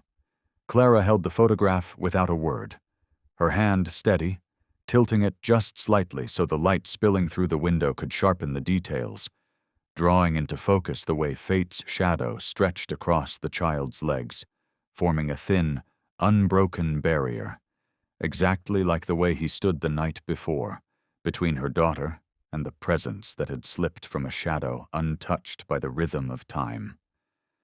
On the back, handwritten words. The ink faded, but still bold enough to read. Room 404, 1952. He saved this girl, as always. No name followed, no sender listed, no return address. Only a statement, anchored with such weight it rendered every other fact unnecessary. Clara placed her hand over the photo, fingers tracing the letters like a dream once severed, now stitched back by a life that had nearly vanished. Dr. Hale sat down. For the first time since entering the room, he neither asked questions nor opened a chart, neither scribbled notes nor checked monitors. He simply looked toward fate. Still unmoving, eyes half-lidded, not fixed on the image, not directed toward anyone, but instead listening, it seemed, to echoes from a memory folded within another era, from a time when he once stood sentinel in the same room 404. Only it had been winter, 70 years ago. Lyra had not woken, but her skin no longer bore that pale translucence. No more violet veins webbed her temples, no puffiness around the eyes. Only a soft flush brushing the corners of her mouth, like a petal freshly kissed by dawn. And her hand, unprompted, extended not toward a mother's sleeve, not to grasp the covers, but reached toward fate, as though the connection had never fractured, even across more than one lifetime. Clara asked, not with force, not with urgency, only in a tone low enough for a doctor now standing at the edge of the explainable to answer from the truth inside himself. Where? Did you find this photo? Hale answered, slowly, firmly, without hesitation. In a file marked Non-Medical Archives, indexed by room number, no patient name, no admission date. A records clerk found it last week. Sent it up without a note. He paused, then added, as someone who had just chosen his side in a silent war, I don't think fate comes for anyone. He comes when something crosses a line, when a soul is near erasure, when a person edges toward being forgotten, when someone stops existing in the system, but still holds value worth guarding. Clara clenched the photo. She said nothing of thanks. No need for I understand. No compulsion to believe or doubt. Just a nod. Small, certain. Because within her heart, across the nights just lived, every breath that Lyra pulled tight then released, every tremor, every glance drifting then returning, stood as proof of the note etched on the back. He saved this girl, as always. And fate, still unmoving, still waited. Because he knew this might not be the last. Because darkness, like a door without hinges, always knows how to open from the side no one holds. But he always returns. When a sun-cracked photo remains in someone's care, like a map never drawn, yet always true. Clara sat beside Lyra, not counting time by minutes or nurse shift changes, but by pressing her palm into her daughter's and sensing each flicker of movement slowly reawakening, not through monitored vitals, not through recovery timelines, not through any biological chart pinned by the bed, but through an intuition only those who have stood between what is lost and what is barely held, between reunion and farewell, could ever comprehend. That some returns come through doorways not built by human hands. And in that stillness, where the light curled at the edge of the blanket and fate lay unmoved by the bed, not breathing heavily, not scanning, not responding to any of the sounds outside, Clara began to understand. The presence in this room wasn't simply a living creature. Fate did not live as a dog lives. He did not behave from instinct. He showed no hunger, no thirst, no fatigue, no tail thump at his name, no familiar response to human warmth pressing into fur. He existed differently, not driven by biology, not sustained by pulse, blood pressure, or muscular reflex. He was present, like a memory that walks, like a station that holds loyalty in its walls, impervious to time, untouched by decay. And when Clara placed her hand on Fate's head, not expecting warmth, she didn't feel a heartbeat. She sensed no rise in temperature, no exhalation touched her wrist. Only a depth of emotion, thick and unmoving, like pressing into a collective memory of hundreds of lives, all pouring upward into her palm. A memory, not hers, not Lyra's, but his. The being stretched between worlds, who now lay in this room, yet belonged to none of them. She closed her eyes, and in the instant her lids met, like a film played in reverse, images that did not belong to her began to rise. An old hospital corridor from a year no one marked, where an elderly nurse placed a trembling hand on the chest of a child whose heartbeat had vanished. A snow-drenched train station, where a young soldier cradled his dying wife as the engine sighed behind them. An attic room where a blind girl reached out to touch a photograph at the very moment a black and white dog turned away after she opened her eyes. In all of them, he was there. Fate, never stepping into the frame, never claiming the foreground, never spoken of, yet always standing at the edge, like a rest note in a song only silence remembers. Clara opened her eyes. Fate still lay there. But her gaze had changed. Because she understood, when a being needs no brain to recall, no heart to love, no tongue to speak, and yet appears again and again like a vow never allowed to fade, then it is no longer an animal, no longer a dog, no longer a thing. It becomes memory, living, breathing memory. It becomes the embodiment of loyalty, the kind that doesn't die, doesn't dissolve, doesn't require a heartbeat to exist, because it was never born of biology in the first place. And in the quiet of her chest, a truth began to form, not one meant for records, not for hospitals, not for science, but for herself, for the daughter who had been held night after night just above the breathless threshold, and for every soul whose life had ever intersected with the quiet path fate once crossed. Fate does not live. Fate is. Like the gaze of a mother toward a child who no longer answers, like a promise never made, but never broken, like those forms that only appear once everything else has stepped away. And in that moment, beneath the warm gold of noon spilling through the window panes, as nurses passed the door of room 404 without looking away, as the wind no longer brought chill but drifted soft with its own surrender, Clara understood. She was sitting beside her daughter. And beside a living testament. That loyalty, if deep enough, real enough, enduring enough, needs no place in the brain, no entry in the archive, no monument to remember it. It simply stays. Lyra awoke when the sunlight had shifted angle. Its rays slanted through the curtains, catching in the air and painting the dust like threads of golden silk. And in that silence, so complete that the expansion of time itself seemed audible, Clara saw her daughter blink, not from the brightness, but as if recalibrating her position in a world newly opened again, not to be measured, not to be assessed, but to be stepped into, fresh from a dream longer than anything human sleep had ever named. Fate remained. Silent as always. Not moving, not growling, not gesturing.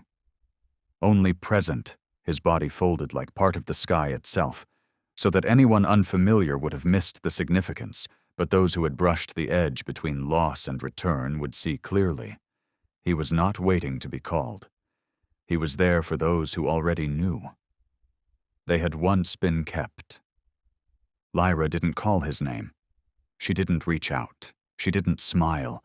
She simply turned her head. Slowly. Eyes unfilled by tears, voice unstrengthened by air, and yet her words came through, cutting across every layer of memory in her mother's chest, across all the nights that had passed, across every silent prayer left unfinished, across every longing for a miracle Clara had never dared believe. And Lyra said, without drama, without flourish, without emphasis, but with the plainness of one returning with a fragment of something from a realm where language no longer functioned. I think I met fate before, in a place that was very cold, but he didn't leave me alone. Clara froze, not because of the words themselves, but because of what they carried, because those syllables, when placed side by side, were not simply a story her daughter had imagined. They were a clean cut through the fabric of time, connecting one sliver of healed reality with a nameless region that had once pulled her child toward its edge. And for the first time since all of it began, since the monitors had flatlined, since her daughter had ceased to respond, since fate had appeared, since she had sat like a hushed shadow in a room no one dared speak her child's name, Clara embraced Lyra, not from fear of losing her, not in desperation to hold her back, not for comfort or certainty, but because now she believed. Believed that what is unseen can still be true, believed that what bears no registry can still bring salvation, believed that this embrace was not just a binding of two bodies, but a quiet notarization of something unspoken. That no matter how many layers of memory she had fallen through, no matter how far into the unnamed her child had wandered, no matter how close she had come to dissolving, Lyra had not been alone. And fate, still unmoving, but if one looked long enough, deeply enough, with the kind of clarity only surrender can sharpen, one might glimpse at the corner of his eye a shimmer not caused by light, but by something softer. A final, weightless punctuation left behind by the hundreds of souls, the thousands of moments, the countless near deaths he had walked beside but never let fall. Clara held her daughter close, and in the warmth rising from Lyra's chest, she felt herself touching something older than the name of motherhood, older than the span of a child's growing years, deeper than the bottom of despair, a presence that had never vanished, only waited to be believed in again so it could reappear. And fate, as if sensing a signal that required no sound, closed his eyes, exhaled a breath too quiet to disturb the air, and in that breath lingered the scent of grass after rain, the kind only memory keeps, but truth confirms, a scent known to anyone who has ever been saved, who remembers that somewhere, once, there was an embrace like this, and someone, or something without a name, that held them back from leaving, simply by being there. That morning held no drums, no loudspeakers announcing discharge, no nurses lining up for farewell, no doctors handing over certificates, no flowers, no balloons.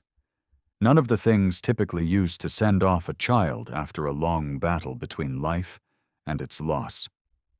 Only sunlight, thin as silk, soft as smoke, streaming through the tall glass corridor connecting the treatment ward to the main hall, stretching down the cool stone tiles, brushing the soles of Lyra's feet as if lifting each of her first steps away from the room that had held her between worlds few return from in the direction of light. Clara did not push the wheelchair. She did not offer her arm. She walked half a step behind, eyes not on the floor but forward, toward fate, striding evenly, neither veering left nor drifting right, neither glancing aside nor looking back, as though he had led many before along this path, yet each time reserved his eyes for one alone, the one pulled back from the edge. Fate wore no leash, bore no tag, carried no collar, required no handler, needed no permission from any system. He walked, not because he was led, but because he knew whom to lead, where to go, and exactly when. Hospital staff, unprompted, stood along both sides of the hallway. Some crossed their arms, some clasped hands at their waists, some pinched the hems of their coats, some bowed their heads, but none stepped away. None approached, none interrupted, because all of them, from the gatekeeper to the head of medicine, understood they were standing within a moment more sacred than any year-end conference, more miraculous than any clinical breakthrough, more profound than any machinery or therapy ever devised. They were witnessing a procession in reverse. Not a farewell to the leaving, but a departure of darkness from a body.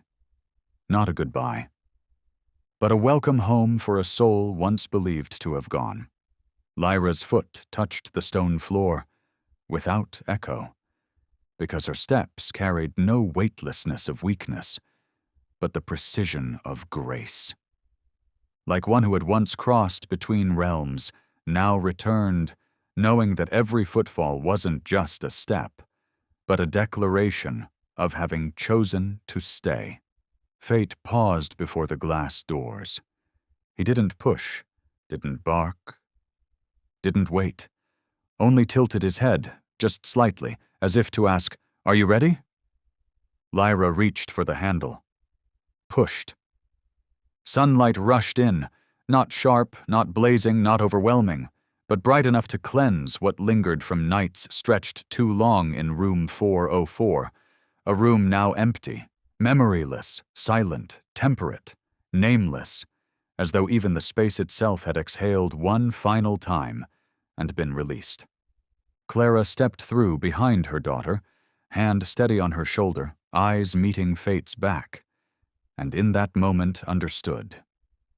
There are things that do not need names, do not seek gratitude, do not wish to stay, but remain the silent bearers of what no one else knows how to escort. And in that noon light, as the door behind them sealed, as wind stirred the trees beyond the hospital gate, as the pavement reflected the shadows of three figures, one grown, one small, one on four legs, all moving away from what was no longer a hospital, no longer diagnosis, no longer orders or monitors, but simply the road home. No one applauded. No one said congratulations. No one asked questions. Only silence remained, but a silence of the highest beauty. The silence of those who had just witnessed something arrive precisely as it needed to, exactly when it was meant to, just as something, or someone, had quietly promised back in 1952. And Fate did not look back. Because he knew this time there was no need. The one who had been saved had truly crossed. And Clara, who had once sat motionless through so many nights in a room forgotten by the system, now walked through the hospital's front gate, eyes no longer searching where she had lost, but looking ahead, where her daughter's shadow stretched longer than the road itself, as if to remind her, everything that happened had a reason. And the three of them, those shadows cast in sunlight, continued forward. Not to escape, not in search, but because they had returned from a place no one dares to walk. Carrying a name and a truth. No boundary endures the weight of loyalty. And so they walked, three silhouettes moving forward, not to flee, not to search, not to meet an ending waiting somewhere ahead, but because something sacred had just unfolded, something that required no witness to validate it, something remembered not in words, not in sound, but through the slow shifting of something the world still dares not measure. The soul. That ineffable presence one only begins to understand when touching the furthest edge of loss, and at that edge, the truth becomes clear. Loyalty demands no conditions, belongs to no circumstance, and waits on no timeline. It only requires one moment to stand still in the right place with everything in your heart that has never stepped away. Clara turned to Doctor Hale, who had not remained as a physician, but as someone who once believed in what could not be explained, and spoke, her voice soft, as though each word had been pulled from the hollow ache in her chest after too many sleepless nights that had run out of tears. "Will he come with us?" And Hale, with eyes no longer drawn to numbers, no longer obedient to lab results, no longer dependent on clinical language to describe what now stood so clearly before him, simply nodded and replied with the voice of someone who had watched many die, had ushered many souls beyond the threshold, but had never seen one return with such silence. He will stay until Lyra no longer needs him. That night, when every window was drawn, when the small house at the bottom of the hill no longer cast light into the dark except for the quiet rhythm of breath rising from a room that had once believed it would never hold life again. When Clara lay beside her daughter and no longer needed to keep her eyes open for the next machine alarm. When Lyra slipped into sleep without a single trace of shadow left behind her gaze. When the sounds of the night, wood creaking, wind brushing over the eaves, and the subtle footfall of time across the tile floor melted into each other. He was there. At the threshold. Fate sat beneath the soft, fading yellow of the hallway lamp. Not to be seen, but to remain, his head tilted slightly towards the hospital he had once entered, his eyes still, not searching, not scanning, only keeping, as one who once made a promise and had never, not even once, turned away from it. There was no more cold, no scent of antiseptic, no mildew creeping along the wall, no patient chart hanging on the foot of the bed, no night draining blood by the hour from a child's fragile veins, no stutter of the ventilator, no hallway echoing with footsteps that never came.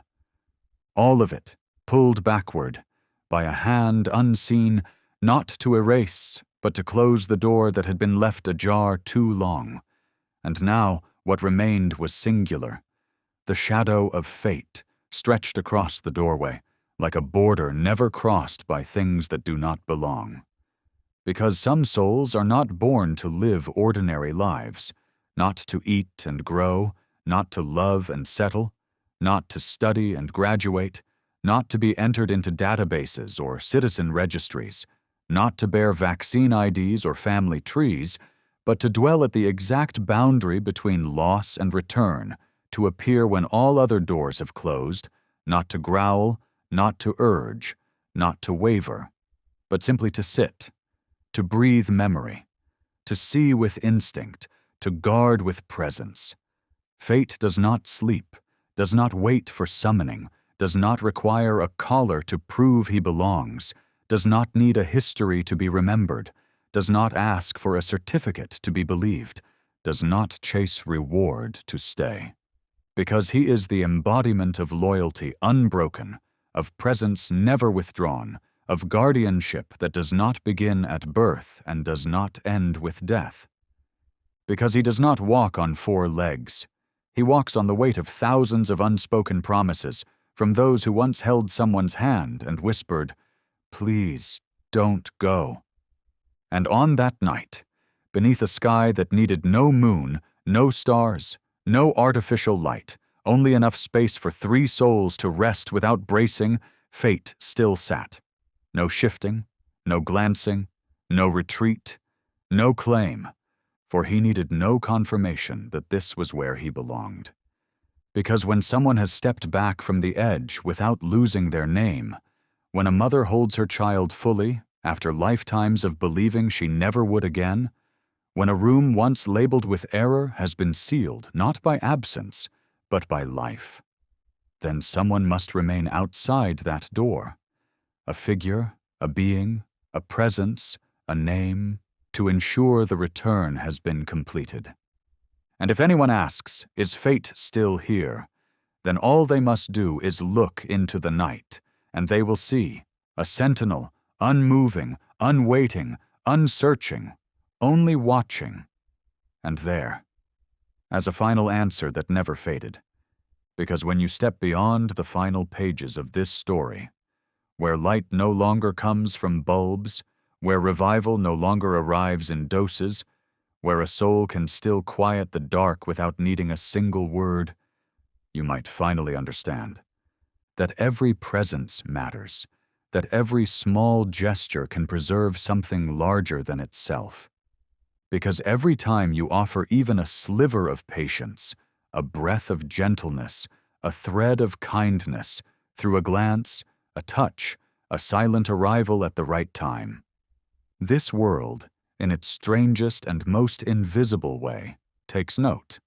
Not with receipts, not with scoreboards, not with screens, but like morning gathers from threads of light, and life gathers from the tiniest breaths, it holds it, and one day it gives it back. And perhaps one day, when you find yourself lost in the hallway of life, when no one turns back, when every map forgets the path, when all instruments fall silent, something good you once offered quietly, without witness, will return to you, in the right moment, in the right place, in the exact form your soul longs for. Because to give is never to lose. To give is to write in advance a promise that when the time comes, someone or something will already be there, waiting.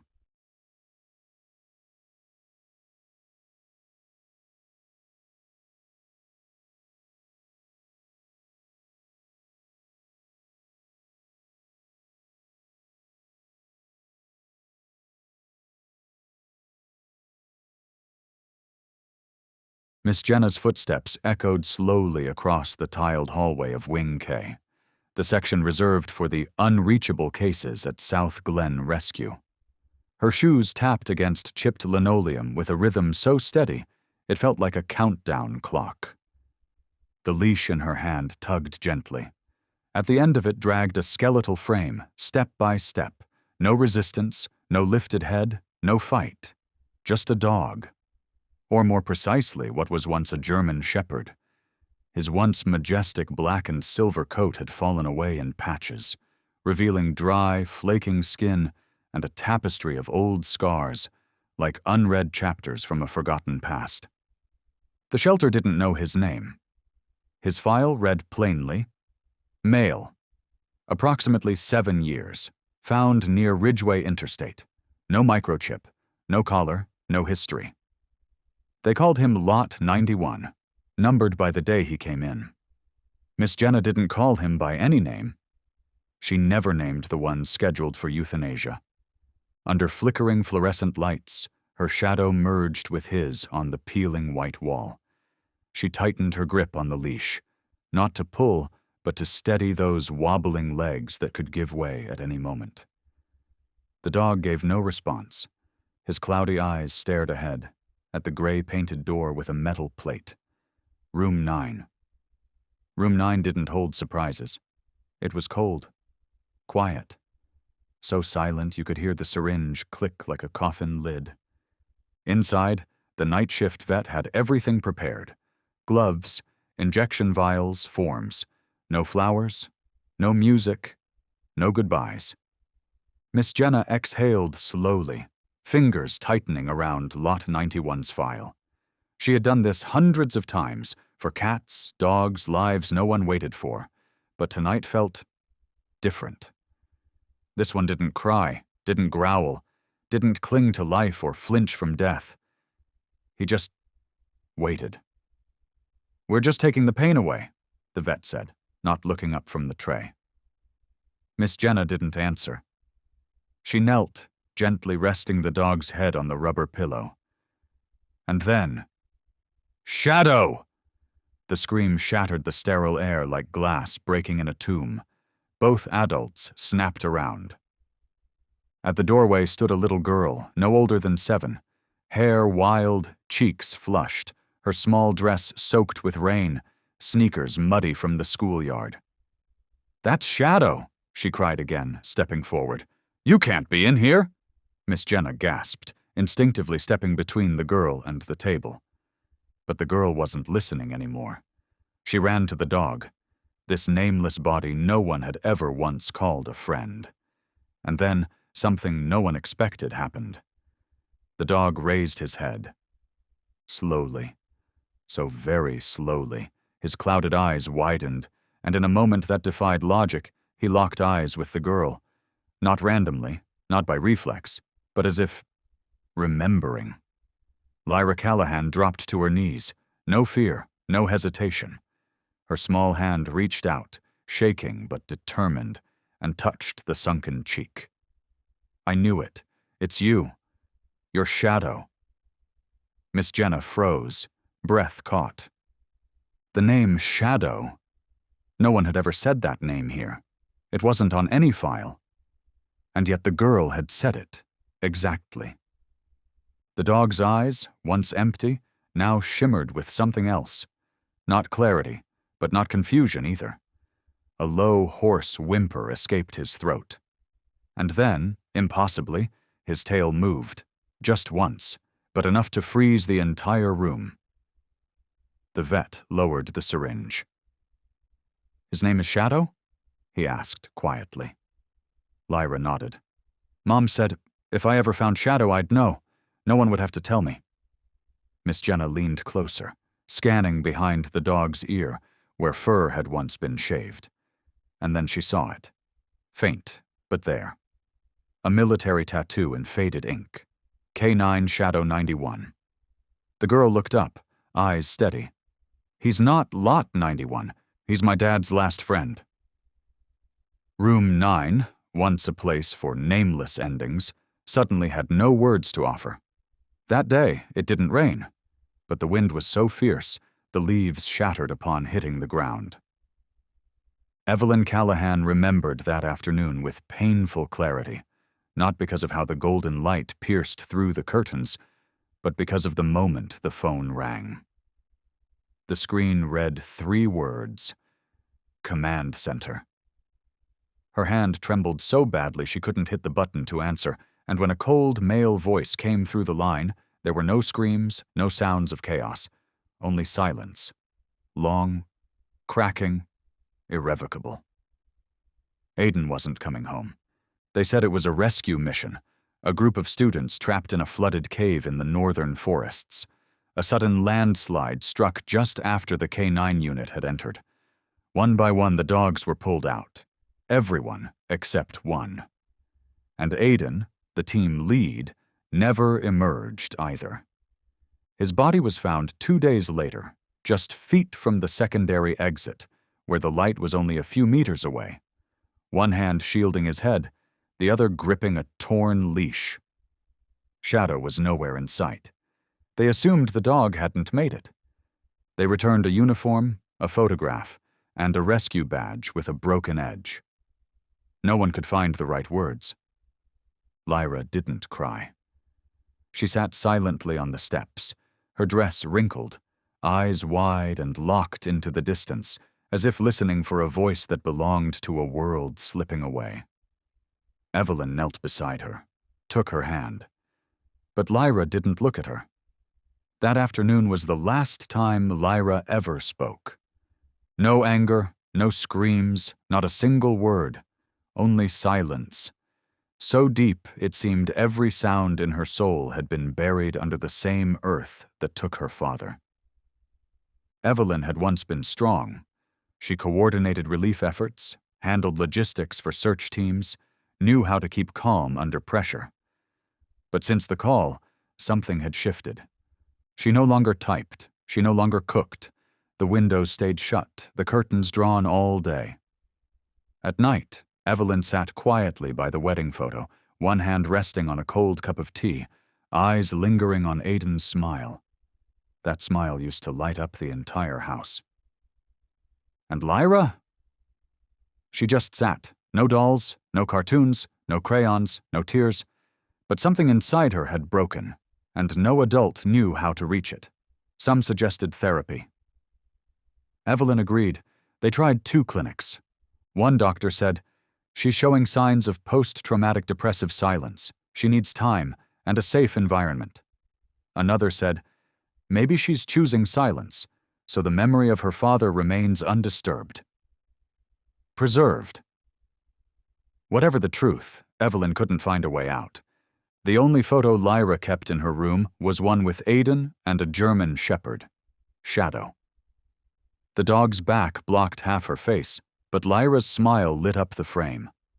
Her arms were wrapped tightly around his neck. No one knew where Shadow went after the collapse. The military file simply said, K9-Shadow-91-status-missing. Evelyn never asked. She feared she couldn't bear another goodbye. Each night, Lyra would quietly press her hand against the window pane, gazing out into the backyard, where Aiden used to whistle, calling Shadow home. Ears perked, eyes bright, as if the dog understood every note.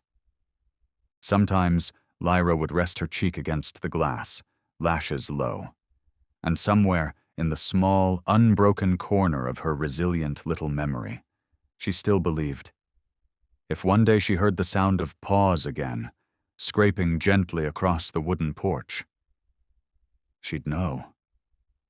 Shadow had returned, and her father wouldn't feel so far away. But 6 months passed. Winter turned to spring. Evelyn lived off sleeping pills and instant coffee. Lyra remained silent. Until that morning, when Evelyn spotted a tiny notice in the corner of the local paper. South Glen Shelter now open for adoptions. Several German shepherds rescued from the Ridgeway Interstate area. Her eyes stopped on the word, shepherd. A sudden ache pressed against her chest. She almost turned the page. But Lyra, without a word, without being called, stepped forward and pointed. Not a sound came out, but her eyes, those once empty eyes, held something that stopped Evelyn cold. And so they went to South Glen Shelter. Lyra didn't pick a dog. She walked silently past the rows of cages, through the barking, pleading eyes, until, drawn by something unseen, she vanished from Evelyn's sight. And then reappeared, right outside room 9. She ran, she shouted, and she called the name. Shadow! From that moment on, 6 months of silence shattered. No one could explain it, but Lyra didn't need anyone to, because some bonds, they don't need words, they just need to be recognized. Evelyn had always known her husband walked the thin line between life and the unspoken. Being married to a rescue officer, especially one assigned as first responder in high-risk collapses, meant learning to live with unanswered calls, half-eaten dinners, and the piercing sound of a phone ringing just as they were choosing a preschool for Lyra. But there was one thing Evelyn never quite got used to. Shadow's presence whenever Aiden came home. It wasn't that she disliked dogs. It was just, Shadow was different from the start. He didn't bark without cause. He never tore things up. He made no unnecessary sound. But his eyes, the way he watched Aiden, as if counting every breath, reading every subtle shift, gave Evelyn the strange feeling that sometimes she was the one on the outside, watching 2 soldiers return from a war only they had fought. The accident happened in early August, while the northern region still baked under a blistering heat wave. The geological sensors at Glenrock had triggered alerts beneath the eastern ridge, an old cave system once used for school outings. That morning, a group of students from Ridgewood High had entered for a field trip. It had rained the night before. The soil was heavy, waterlogged. By the time the K9 unit arrived, the back wall of the cave had already begun to crack. Aiden took command. Shadow was assigned to him, not out of chance, but because in terrain like this, full of hidden turns and unstable footing, no dog sniffed out danger faster than Shadow. They went in first. Thermal scanners had pinpointed the students deep in the system. Aiden secured his harness, checked air sensors and lights, clipped a camera to Shadow's leash, a standard routine he never skipped. Fast, not rushed, but exact. Those were the last words Evelyn heard over the comms. She was on duty at the emergency response center that morning. 7 minutes later, the feed cut out. 21 minutes after that, the ground shook. All thermal signatures vanished from the cave's digital map. Evelyn didn't remember how she left the command room, didn't remember who held her back when she tried to run straight to the site. All she remembered was a single sound echoing in her mind. Shadow's bark, caught in the last seconds of footage, cut off by a long screech and a blinding cloud of dust. From that moment on, she couldn't say his name. Every time she tried, her throat closed. Because to say, Shadow, was to see Aiden's face, and to face the question that choked her every night. Where did you go? And why didn't you come back? It took nearly 40 hours for the recovery team to break through the collapsed stone. They found Aiden first. His body wasn't crushed. His bones weren't broken. He lay still, eyes open, facing the faint glow of the second exit just meters away. Beside him, splintered rock. In his left chest pocket, a small field notebook, the one he always carried, the one he used to scribble a final thought after every mission. Evelyn held that notebook with both hands. No one else touched it. Though her fingers were caked in dirt, though her heart had splintered into 100 pieces, that page remained clean. One line. Nothing more.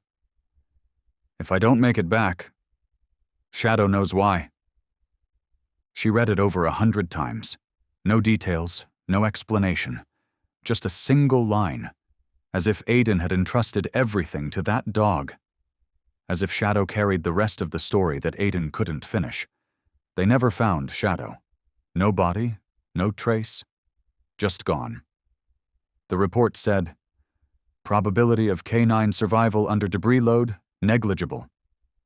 But Evelyn never signed the deceased confirmation. She never told Lyra. But every night, after her daughter fell asleep, Evelyn would replay that final footage, frame by frame, of the cave collapse. There was a moment, less than half a second, where Shadow turned to the camera, eyes wide, not afraid, not panicked, calculating, as if measuring the exit, mapping an escape.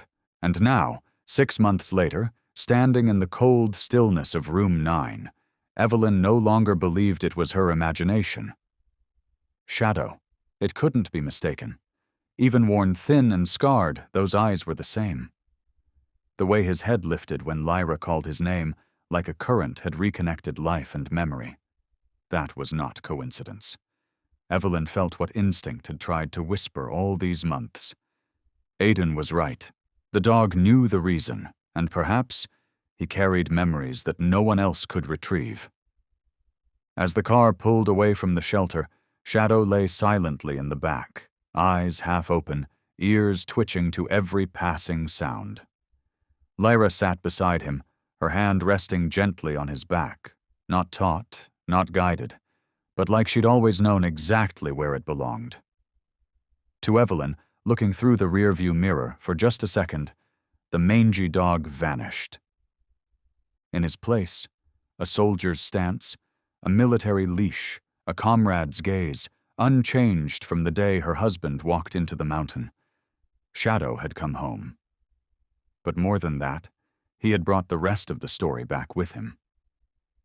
In the small room at the end of the hallway, a soft ceiling light cast a gentle glow over the thick blanket carefully laid on the wooden floor. Evelyn had turned off every sound-emitting device. No radio, no TV, nothing that could fracture the fragile stillness settling over the space. Next to the mat, a small bowl of water sat beside a dish of boiled meat, slowly losing its warmth.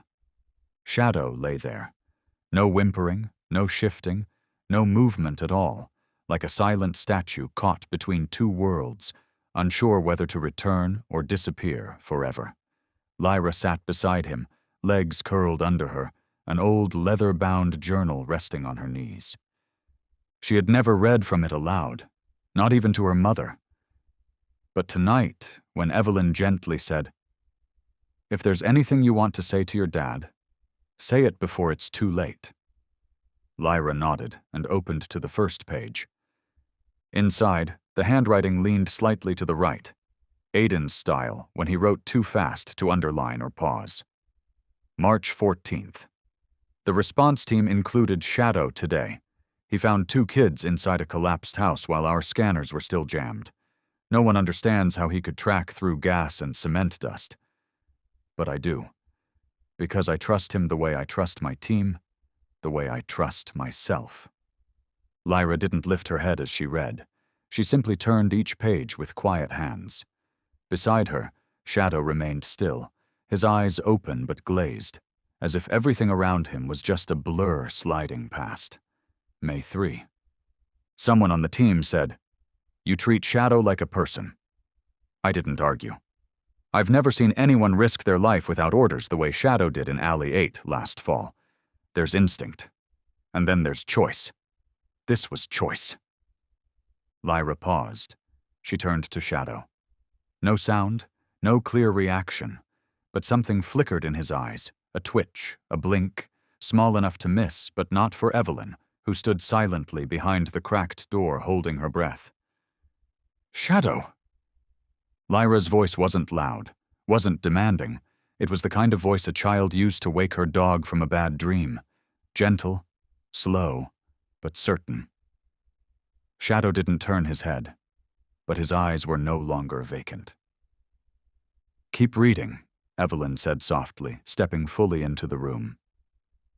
She sat beside her daughter, holding a small flashlight, not to check the pupils this time. She leaned down to Shadow's right ear, where the fur had thinned from exhaustion, and gently parted the strands. Under the soft yellow beam, a faded row of numbers emerged. K9-SHADOW-91. Evelyn swallowed hard. She didn't say anything at first, just looked at Lyra. And in that glance was all the confirmation they needed. No explanation. No denial. "It's him," Evelyn whispered, like speaking any louder might shatter the miracle lying quietly between them. Lyra said nothing. She placed the journal aside, leaned forward, and laid her hand on the fur near Shadow's neck, where a collar used to be, now just a faint indentation. "Dad said," she murmured, "if he didn't come back, then Shadow would know why." She wasn't asking. She was unlocking something, like a key fitting into a long, rusted lock, opening a door buried behind glassy eyes. Shadow blinked again, clearer this time. His right ear twitched, and deep in his gaze, a sharpness emerged, thin as a blade cutting through fog, making Evelyn shiver. "Do you remember how Shadow used to sleep?" Evelyn asked, eyes still on him. Lyra nodded. Always on his right side, tail tucked under his back legs, and his eyes never fully closed. "Right," Evelyn looked down. "He never slept like other dogs." "Because he was a soldier," Lyra replied, and there was no trace of childhood in her voice.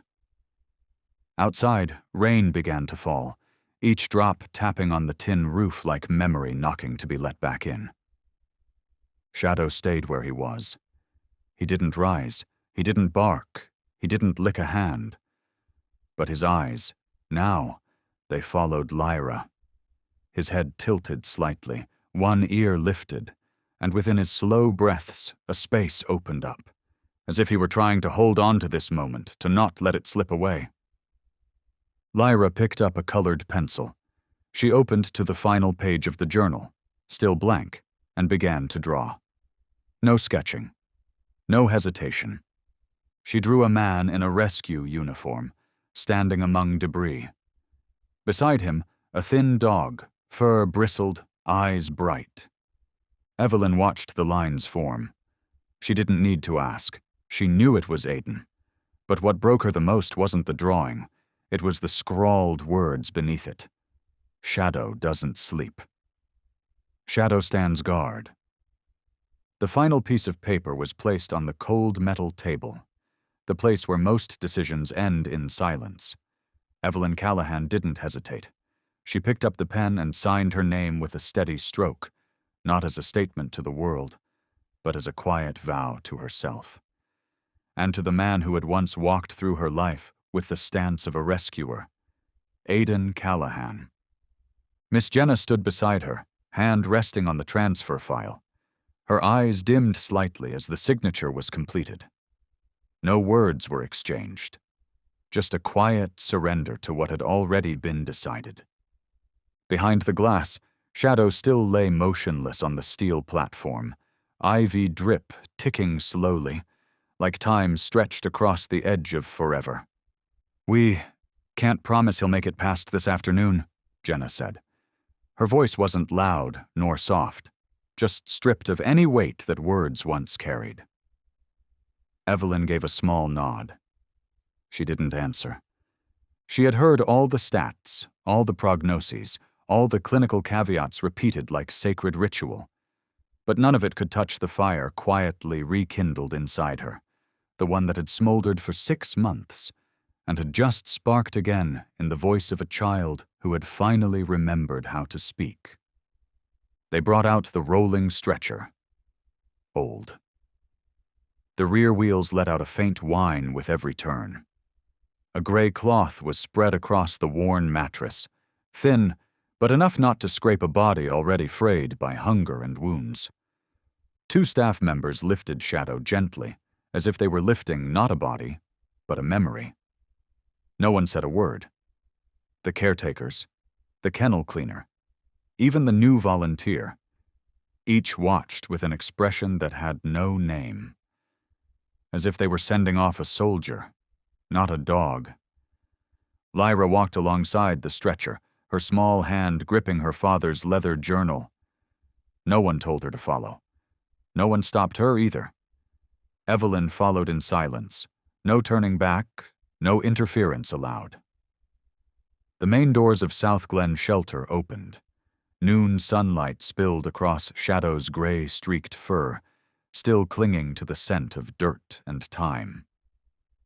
A soft breeze passed through the corridor leading to the parking lot, rustling the edge of the journal in Lyra's arms. It flipped open to a page stained with old ink and slanted handwriting. If I don't come back, Shadow knows why. The stretcher stopped beside Evelyn's old Subaru. She opened the trunk and laid out a thick quilt she had prepared the night before. The same quilt Aiden once used during long winter shifts. It still held the scent of stove smoke and old wool. She wasn't sure if Shadow's senses were intact enough to notice, but the moment his body touched the fabric, he let out the faintest sigh, too soft to tell if from pain or recognition. Lyra slid into the back seat, legs curled, clutching the journal tight to her chest. She said nothing, but as Evelyn closed the trunk and glanced into the rearview mirror, she saw her daughter watching Shadow, not like a child watching her pet, but like a young soldier watching a wounded comrade return from battle. The car pulled away from the shelter lot, easing down the quiet streets of Maple Ridge. The afternoon wind brushed through the window, sending a few stray fern leaves spinning across the roof. Evelyn didn't turn on the radio. She needed to hear the breathing behind her, thin, fragile, like a thread stretched too tight.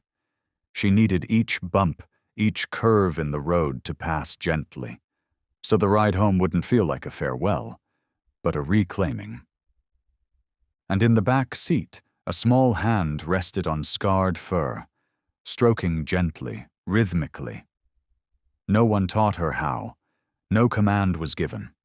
Just something deep-rooted, an instinct sown from bloodlines, from whispered stories at bedtime, from the sighs in dreams of those who had once survived collapse. Side by side, with a rescue dog. When they arrived home, Evelyn opened the side door into the living room. The house was modest, but every corner echoed Aiden. The wedding photo on the wall, his old rescue jacket still slung across the chair, untouched. She laid out another blanket near the fireplace. It was spring, but the nights still held their chill. Shadow was gently lowered down, the familiar quilt drawn up across his body. Lyra sat beside him, this time with her stuffed bear. She tucked it beside Shadow's head, right against his cheek, as if giving him permission to dream. No bombs, no sand, no collapse. Evelyn stood back, then pulled out her phone. The first call she made was to the old veterinary clinic, where she once worked before taking extended leave after Aiden's funeral. "This is Evelyn Callahan," she said, voice firm. "I need an emergency appointment with Dr. Miles. Tell him it's Shadow 91. There was silence on the other end. Then a sharp, urgent reply. "Bring him now." "I'll wait." She hung up, turned back.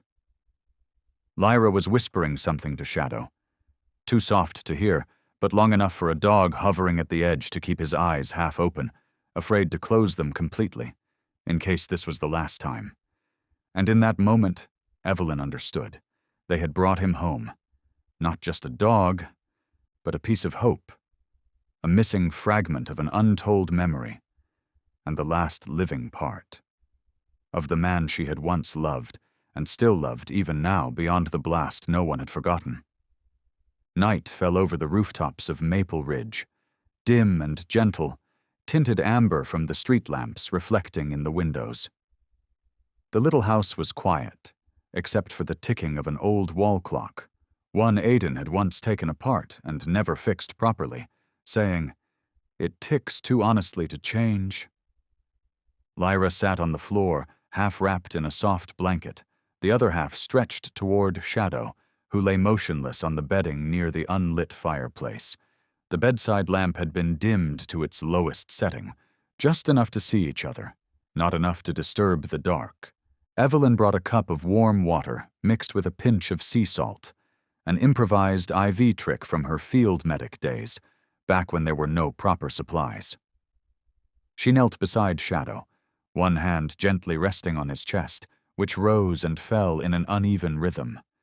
Shadow was still breathing, but irregularly. His eyes opened and closed in slow, unfocused waves, his pupils drifting without anchoring to anything. His paws twitched whenever Lyra spoke, but not enough to shift the heavy frame hollowed by exhaustion. Evelyn placed her hand on his forehead. No sign of fever, but faint spasms rippled down his spine, like undercurrents beneath stone, silent but persistent. "Tell me," she said, not a command, just an invitation. "The stories you remember about Shadow?" Lyra looked at her, then nodded. She scooted closer, her hands clutching the now creased leather journal. "Dad said one time he got trapped in an old basement under a collapsing building. He slipped, fell through a ventilation shaft." She didn't look up as she spoke. Her voice was even, like reciting a memory memorized through marrow. No one heard him call. His flashlight was gone, but then, scratching on the hatch above him, not fast, not frantic, just steady. Calm. She turned toward Shadow, her gaze unwavering. Shadow didn't bark. He scratched and waited, right above the hatch, like a marker for the rescue team. Shadow didn't move, but Evelyn saw the subtle twitch beneath his eyelid. She leaned in, checked his pulse, still irregular, but something had shifted. Not strength, perhaps, but response. "Another time," Lyra continued softer now, "there was an explosion at the chemical plant. Everyone ran one way, but Shadow pulled Dad in the opposite direction. At first, Dad didn't understand. Then he found the boy, trapped under a metal shelf at the end of the corridor. If Shadow hadn't smelled him..." Evelyn looked up. Lyra's eyes were locked on Shadow, unblinking, like even a moment of looking away would make him vanish. "Dad wrote..." Lyra turned a page, reading it like a prayer. "There are things faster than an explosion. That's instinct. But there are things stronger than instinct. That's choice." Suddenly, Shadow jerked. Not the twitch of sleep, but a full, prolonged convulsion, pulling down his spine. Eyes wide, paws clawing at the blanket, mouth open, but silent. Evelyn steadied his head, her hands firm but gentle, eyes tracking every breath. "Full body seizure," she whispered, reaching for her phone. "We need to move, now." But Lyra placed a hand over hers. Her eyes weren't afraid, they were steady. "Wait," she said. "I think he's not scared. He's fighting something, like Dad did the last time he was saved." Shadow whimpered. A sound dragged from the deepest chamber of memory. His legs kicked weakly. His eyes whipped from side to side. Then stopped. Fixed on Lyra. Evelyn set the phone down. She opened the emergency kit, pulled out a small injection of electrolyte serum for cases of canine shock and dehydration. She slipped the needle under the skin at Shadow's neck. Her hands didn't tremble. Years in the veterinary field. but she had never felt a procedure matter this much. Lyra leaned forward, resting her forehead gently against Shadow's. No fear of bacteria, no fear of wounds, just one living being anchoring another to existence. 12 minutes passed. The breathing slowed. The spasms faded. Shadow lay still again, but his gaze no longer drifted. A dull flicker now burned beneath the surface, like embers buried beneath ash. Lyra brushed her hand over his brow, and for the first time since this long unraveling began, Shadow blinked, slowly, deliberately. Evelyn held her breath, her hand still on his chest, feeling each breath, no longer frantic, but steadier, like a soldier walking out of rubble. Dawn didn't break that morning. The sky stayed gray, the clouds too thick for sunlight. But inside the small house, under the worn blanket, a dog lay no longer waiting to die. He was something else now. A memory awakened. Evelyn sat still. Lyra had fallen asleep beside him, her hand resting on his belly, her cheek tilted against his ribs. They breathed together, as if sharing some unfinished part of life. No cheers, no music. But inside Evelyn's chest, for the first time in so many months, there was space, a heaviness that hadn't vanished, but shifted. Shadow didn't sleep, and that night, neither did the rest of their home. The morning after a night without dawn, the Callahan kitchen received a figure long absent from its rhythm. Evelyn stood by the sink, sleeves rolled up, her hair pinned high, an old shirt damp at the cuffs. For the first time in months, her hands didn't tremble as she sliced bread for breakfast. The kettle hissed gently. The scent of herbal tea drifted across the house, replacing the long, settled smell of sleeping pills and silence. On the wooden floor of the living room, Shadow still lay, but not like before. No longer slumped sideways in resignation.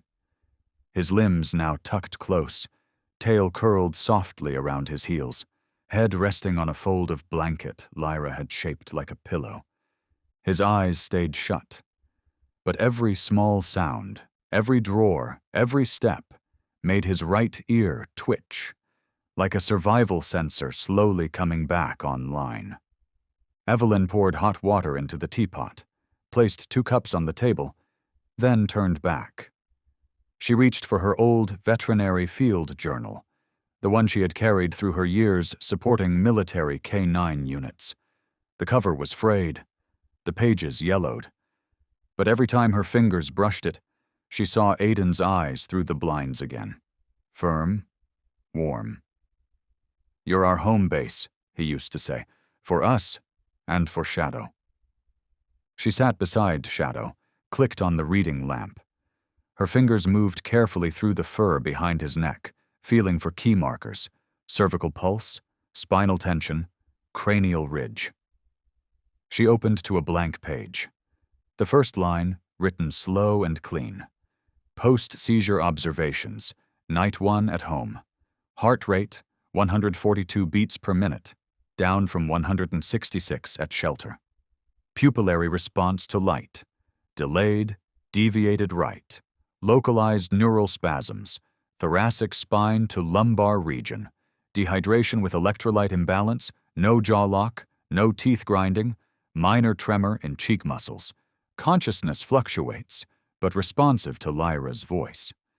Evelyn looked up toward her daughter, who was coloring by the window. Sunlight slanted through the pane, catching the sharp lines of Lyra's cheekbones. But her eyes were calm. Calmer than they'd been in a very long time. She wrote the next line. Condition tethered to Lyra's voice, possible retrieval of memory via primal limbic network. Then she paused. Her eyes lingered on the final words. Primal limbic. The phrase dredged something up, not a memory, a warning. 10 years ago, Evelyn had worked in a joint task force studying neurophysiology in military canines, a classified program co-run by Army Med and Rapid Response Units at Red Grove Training Base. Their focus, examining how extreme stress environments altered central nervous systems in high-performance dogs, especially those with reaction speeds like Shadow's. In one batch of samples, Evelyn had seen irregularities in dopamine and norepinephrine in 3 dogs who'd returned from chemical exposure missions. The data was flagged as unstable, but no further studies were conducted because the dogs were reclaimed from service immediately. Evelyn once asked the commanding officer, "Where did they go?" The answer had been cold. No tracking required, internal clearance handled. She had been young, too obedient, too trusting in the system. Now, with Shadow lying there, not a lab specimen, not a code, but a being with history, with memory, with the trust of a man who never came home, Evelyn knew the time for silence had ended. She set the pen down, unlocked her phone, and opened Aiden's old drive. She found it, a photograph from Shadow's final training graduation. In the bottom right corner, blurred but unmistakable, was a code. PSYN/VX7-91. Her pulse skipped. VX7, a mutated neurotoxin strain developed during experimental trials at Redgrove. All documentation had been pulled. But she remembered the file cover. Project Sentry. She turned back to her notebook and added in a different hand, slightly slanted, as if urgency itself bent the ink. Possible VX7 latency, stable lodging in basal neurons, no immediate onset, triggered by inhibition or experimental compounds. Evelyn gripped the pen, not trembling, just cold. "Sweetheart," she called, not loud, but firm. Lyra turned. "Stay with Shadow a little longer, okay? Mom needs to go down to the basement." Lyra nodded. Didn't ask. The basement had long gathered dust. It used to be Aiden's workspace. Evelyn opened an old steel box, pulled out what files remained from her years before retirement. Among them, an unofficial biological trial record. Its focus, long-term neurochemical impact on prefrontal lobes in K9 responders. One line was underlined, highest reactive subject, K9-Shadow-91, recommended for VX7 monitoring group. She closed the folder, leant back in Aiden's old chair, held her head. "They tested that on you, didn't they?" she whispered. "And you survived." Back upstairs, she returned to the living room. Evelyn knelt beside Shadow. And for the first time in months, she wasn't just a mother. She was a veterinarian again, a field medic, a comrade in arms, the only one left who remembered how to listen to signs machines couldn't read. She laid her hand on his neck. "We'll figure it out." And Shadow, as if hearing a promise written in silence, tilted his head ever so slightly toward her voice, just a fraction, but enough. Enough for Evelyn to believe. The woman who once fell apart was finding her way back. That afternoon, sunlight filtered through the window, too faint to warm the room, but enough to lay a soft stripe of gold across the wooden table where Lyra sat. Her head bowed, eyes locked onto the pages Evelyn had just brought up from the basement. They were old files, documents Aiden had once kept sealed in a rusted metal box. Spread out across the table was a crumpled terrain map. Its edges were frayed, its corners stained with time. But red markings, drawn by Aiden's hand, still stood bold, like the final touch of someone who had left too soon. Lyra turned over a black and white photograph. In it, Aiden stood beside a rescue vehicle in full uniform. Shadow, young, strong, his coat thick and his eyes sharp, looked away from the camera toward something unseen. Behind them, a shattered wooden sign read, "Restricted Area, Bain River." Evelyn stepped in carrying a cup of warm milk. But when her eyes caught the map, she froze mid-step. "Bain River," she murmured. "The chemical spill, 8 years ago." Lyra looked at her, then back down at the map. "Dad marked the date. but didn't write much else." She pointed to a red circle near the state border, marked with a small arrow and 3 sharp uppercase words, hastily scribbled, "Stop here." Evelyn sat slowly, lifting the map as if holding a memory too fragile to unfold. She remembered it. A Level 3 emergency. A chemical plant breach along the Bain River. At least 12 hospitalized from airborne toxins, classified as Type A. But in the official report, no mention of the rescue team that had entered the core zone first. "Your father never told me about this," Evelyn whispered. Lyra flipped another photo, blurred at the edges, stained, showing a makeshift decontamination chamber built from reinforced plastic. A hand raised a flashlight. A dog stood blocking the only visible path, mist swirling around its silhouette. "I think that's Shadow," Lyra said, pointing to the figure. "Dad wrote on the back. He knew the path, even when the gear failed." Evelyn exhaled slowly. She leaned down, pulled out the Red Grove research folder she'd reviewed that morning, flipping to a bookmarked page. Page 7, VX7 testing in simulated exposure environments. Line 3, canines display heightened reactivity in presence of Bain-Derive A residues. Bain-Derive A, a low-grade neurotoxin byproduct from chemical spills, not fatal, but capable of embedding itself deep within the central nervous system.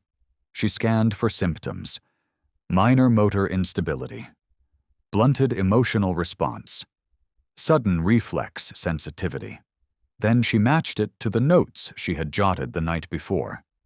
Heart rate irregular without cyclical pattern, asymmetric light response in pupils, subcutaneous muscle twitching.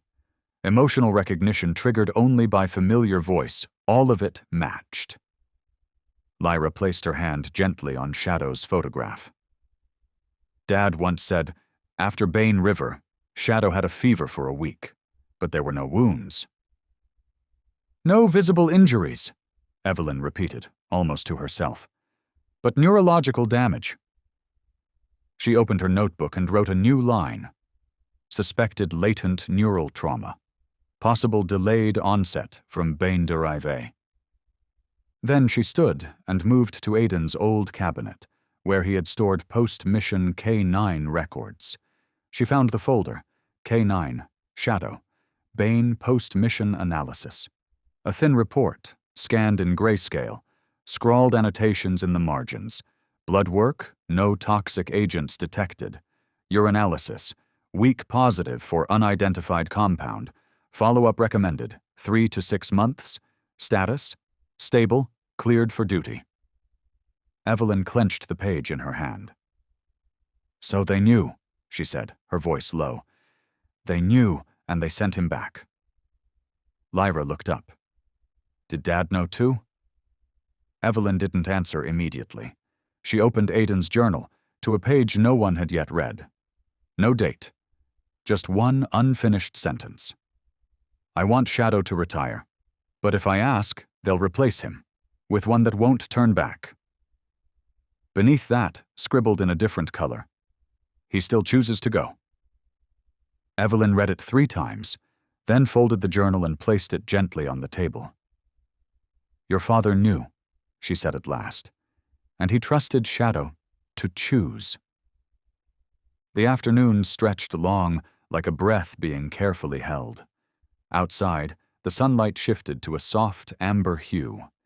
Inside, Evelyn and Lyra sat side by side at the table, the map open, old photos scattered, fragments of a past finally calling itself by name. "I think," Lyra whispered, "if Shadow survived it once, he can survive again." Evelyn placed a hand on her daughter's back. "Maybe not just survive," she said. "Maybe this time, he tells us everything, just by staying alive." Evening in the southern outskirts of Brookridge came with few streetlights. House 47 on Wrenwood Street sat hidden behind a row of aging elms, its porch casting a long shadow over the gravel path, where each stone crunched beneath Evelyn's careful steps. She wore an old coat, hood pulled low. In her hand was a small canvas bag. Inside, nothing but a bundle of documents held together by a rubber band. A torn label stuck to the edge. Redgrove, VX class. The door opened before she knocked. A man stood there, salt and pepper hair, unshaved jawline, glasses slipping down his nose, and a faded t-shirt. His eyes narrowed when he saw her, then softened into a faint smile. "Evelyn Callahan, I thought you'd left the field." "Just stepped back," she replied, eyes steady. "I need answers about Shadow, and something called NT-17. The man, Marcus Yarrow, a former military veterinarian and one of Evelyn's old colleagues at Redgrove, stepped aside without asking more. She entered. The light in his study was warm, glowing over shelves stacked with old reports. The scent of stale coffee mixed with antiseptic lingered in the air. Familiar, like the night shifts they'd once shared in labs where the scratch of pens outlasted conversation. Marcus sat at the desk, poured tea, rubbing his chin, a habit she remembered well from when his mind was sharpening. Evelyn didn't waste time. She pulled out a photo of Shadow on the floor beside a symptom tracker. Next to it, a scan of his post-Bain River exam results. "He's reliving a chain of uncontrollable responses," Evelyn said. "Basal neural disruptions, involuntary tremors, asymmetric light reflex, consciousness flickering. Everything points to interference with his midbrain core." Marcus stared at the image. His eyes narrowed at the name Shadow 91 printed on the paper. His hand froze. "This isn't on any public record," he said slowly, like each word had to crawl through dust-thick layers of memory and regret. "I don't need public records," Evelyn replied. "I need the truth." Silence. Then Marcus folded his hands, exhaled. "NT-17 isn't unknown," he began. "It's the precursor to VX7, a compound we tested under the Neuro-Reflex Enhancement System protocols. Only a few teams ever saw the files. Shadow was one of 5 initial subjects. Low-dose exposure." Evelyn's jaw tightened, but her voice stayed steady. "Why him?" "He wasn't random. Shadow's neural rhythm was unusually stable, biological precision like a living sensor. The upper brass wanted to see if low-dose NT-17 could unlock sustained alertness mode, keeping a K9 awake, reactive, unflinching, even under prolonged disruption." "And the result?" Evelyn asked. Marcus didn't answer immediately. He opened a drawer and pulled out a black folder. No title, just a code, RG-NT-91. He flipped through the pages, stopped. Shadow survived, and that was the biggest problem. Evelyn frowned. "Why is surviving a problem?" "Because he didn't just survive," Marcus said. "He adapted, and that's what the commanders didn't expect. NT-17 built a permanent vigilance field in the nervous system, but over time, it also dulled emotional binding pathways. Shadow didn't degrade like the others, because he had one direct emotional tether. Aiden." Evelyn went still. "So when that tether broke, all natural regulation collapsed. His system shifted into total survival logic. No eating, no sleep, no obedience, but also no shutdown." She closed her eyes, clutched the file tighter. "And they called that a success?" Her voice dipped into something closer to grief than anger. Marcus gave a tired smile. "They called it a case study. The project was shut down when NT-17 was classified as a neurohazard due to emotional memory erosion risks, but they kept the data. They kept the samples. And they waited for a generation that wouldn't need empathy to be controlled." Evelyn stood, walked slowly to the window. Outside, rain shimmered under the streetlight, and in her mind, Shadow's eyes returned, glazed from pain, but flickering when Lyra read her father's words. A creature that never gave up. Even with something inside him no one dared test again. He should have been retired long ago. He wasn't an experiment. Marcus nodded. Number, but he was proof. That in a broken system. What survives isn't always a mistake. Sometimes it's the only thing left that still chooses sacrifice. Evelyn stepped out into the night, the sky now fully dark. In her hand was a copy of RGNT-91, a black file never meant to be seen again. She walked briskly toward her car, but her steps were lighter now, because for the first time, the puzzle had come together. And Shadow was no longer a mystery. He was the answer Aiden once wrote down. If I don't come back, then Shadow knows why. That night, though the sky held no rain, the wind howled through the window panes like someone calling from far away. In Lyra's room, only the soft yellow glow of her bedside lamp remained. The shade made of folded cardstock, handcrafted by her mother back when she worked at Redgrove.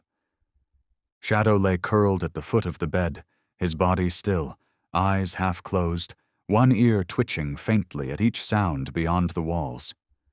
Lyra slept, but her eyelids flickered, like something inside her refused to let her drift too far into dream. At 3:19 a.m., her brows drew tight. And then, the dream arrived. But it was no ordinary dream. There was no sunlight. Only the flashing red of emergency lights, casting eerie glows over collapsed concrete, twisted rebar, and a thin column of smoke that still seeped into the air. The rescue facility stood, cracked, broken, like a body once unshakable now struggling to breathe. And in the middle of the wreckage, a man stood still. Aiden. His rescue uniform was faded, helmet in hand, blood dried along a torn shoulder. But he stood tall, his eyes fixed on a dog racing down a shattered hallway. "Shadow," he called. Not loud, but certain, unshakable. The dog halted in the smoke, turned its head. "Turn back," Aiden gestured. "There's no way through." Shadow didn't continue, but didn't return right away either. His gaze remained fixed ahead, toward a faint sound. A voice, buried somewhere beneath the rubble. There was a decision, hung in the air, between duty and the call of someone he trusted most. Aiden took a step forward. "You've made one choice before," he said. "Now I'll let you choose again." Dust swept across them in a sudden gust, and in that moment, Shadow locked eyes with Aiden, then stepped back. Once, twice, then ran toward him. Lyra jolted awake. Her throat was dry, heart pounding, sweat dampened her back. Below her, Shadow still lay still, eyes open. But he wasn't looking at her.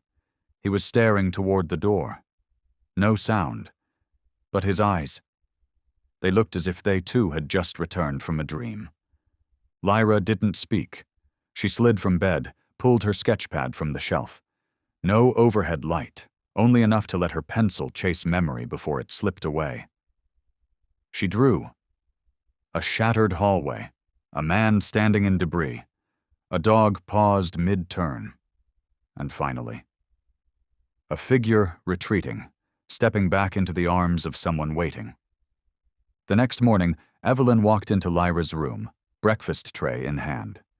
She froze when she saw the drawing spread on the desk, pencil marks still fresh.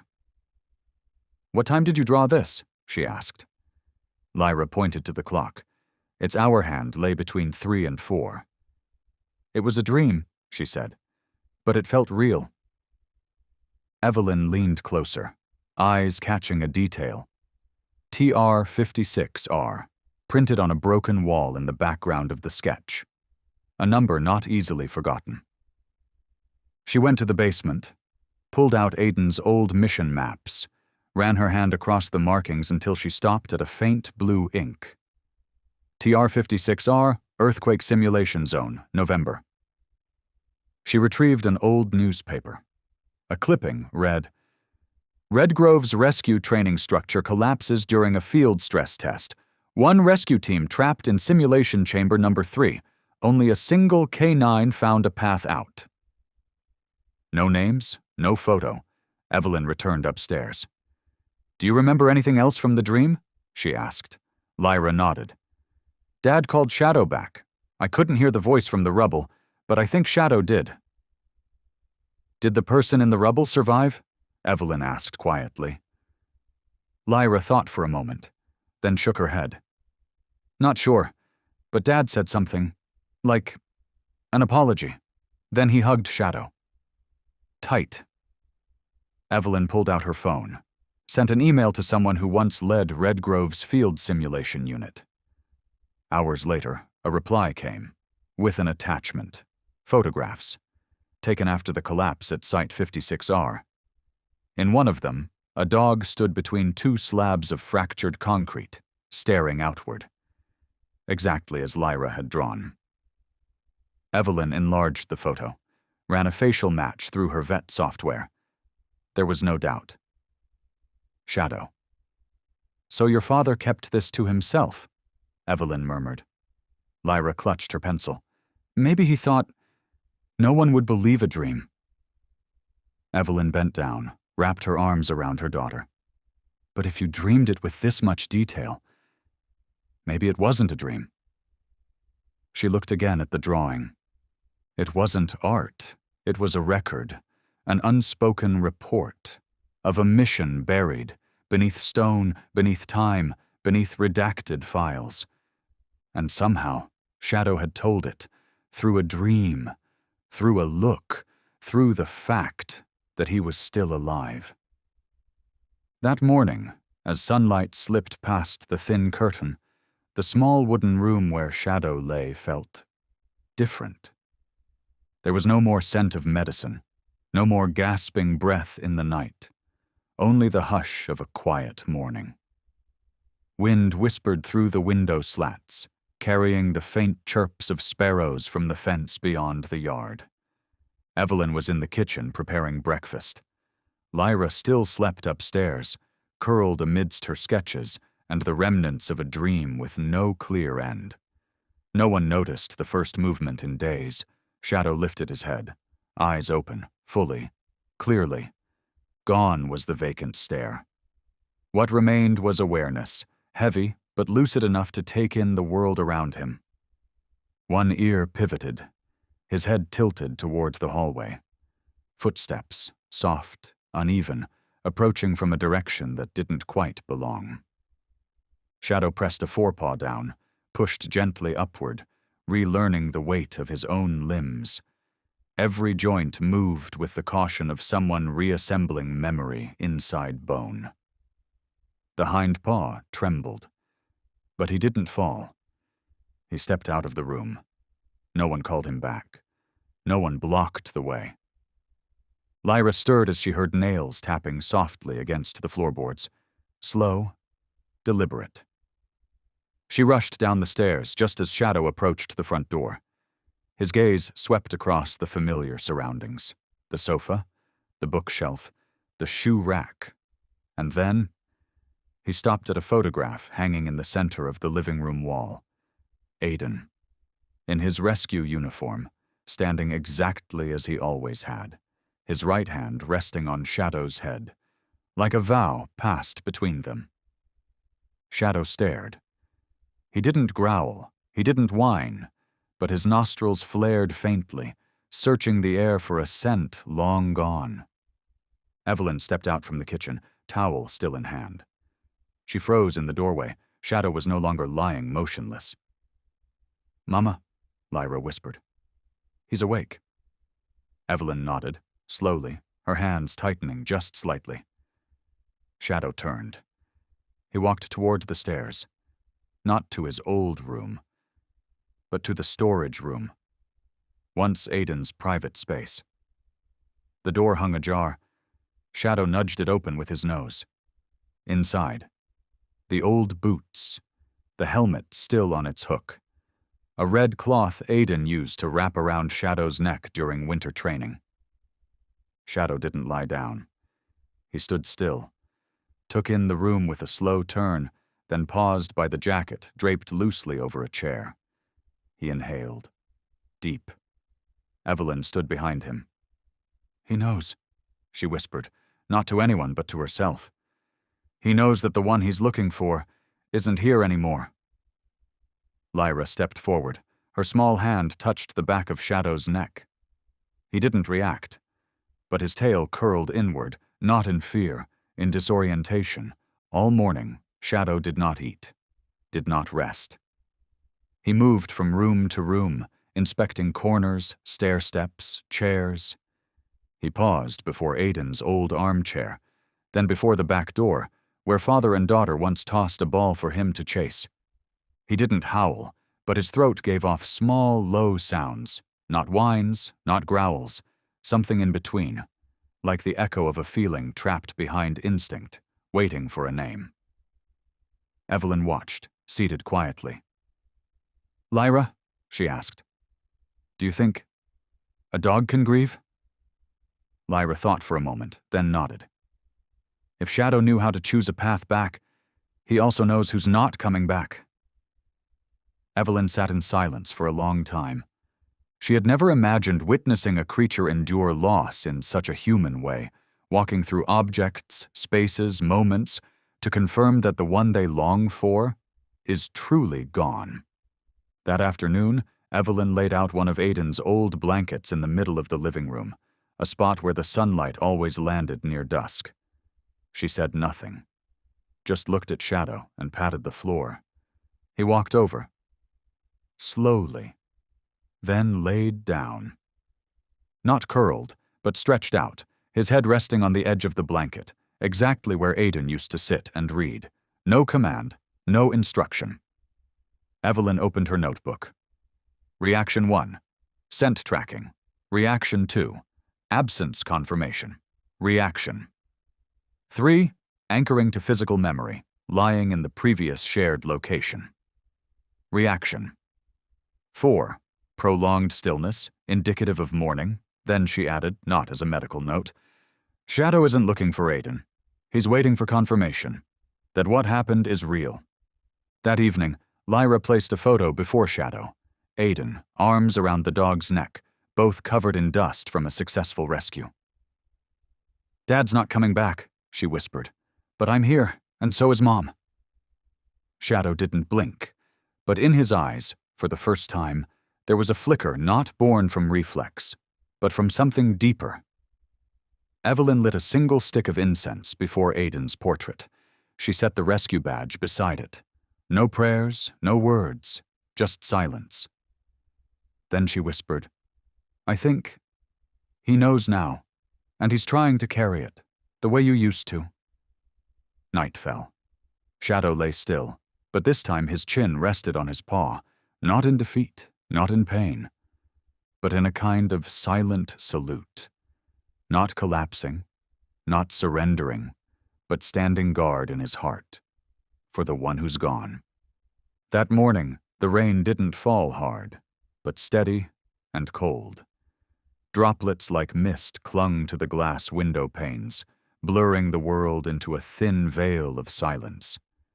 Evelyn had just finished steeping a pot of tea, placing 2 porcelain cups on the table, when the doorbell rang. A sound that felt almost out of place, cutting through the stillness of a home that hadn't received a stranger in weeks. Lyra rushed to the door first, cracked it open. There was no one on the porch, only a small cardboard box, neatly placed on the top step.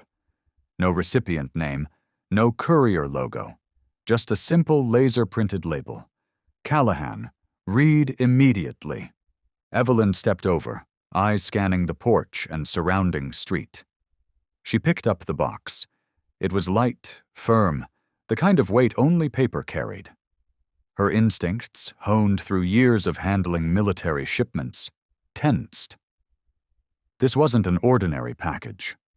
Inside was a thick file, around 40 pages, bound with plain recycled paper.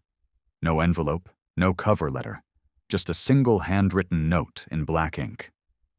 You're not the first to suspect, but you might be the last to speak up.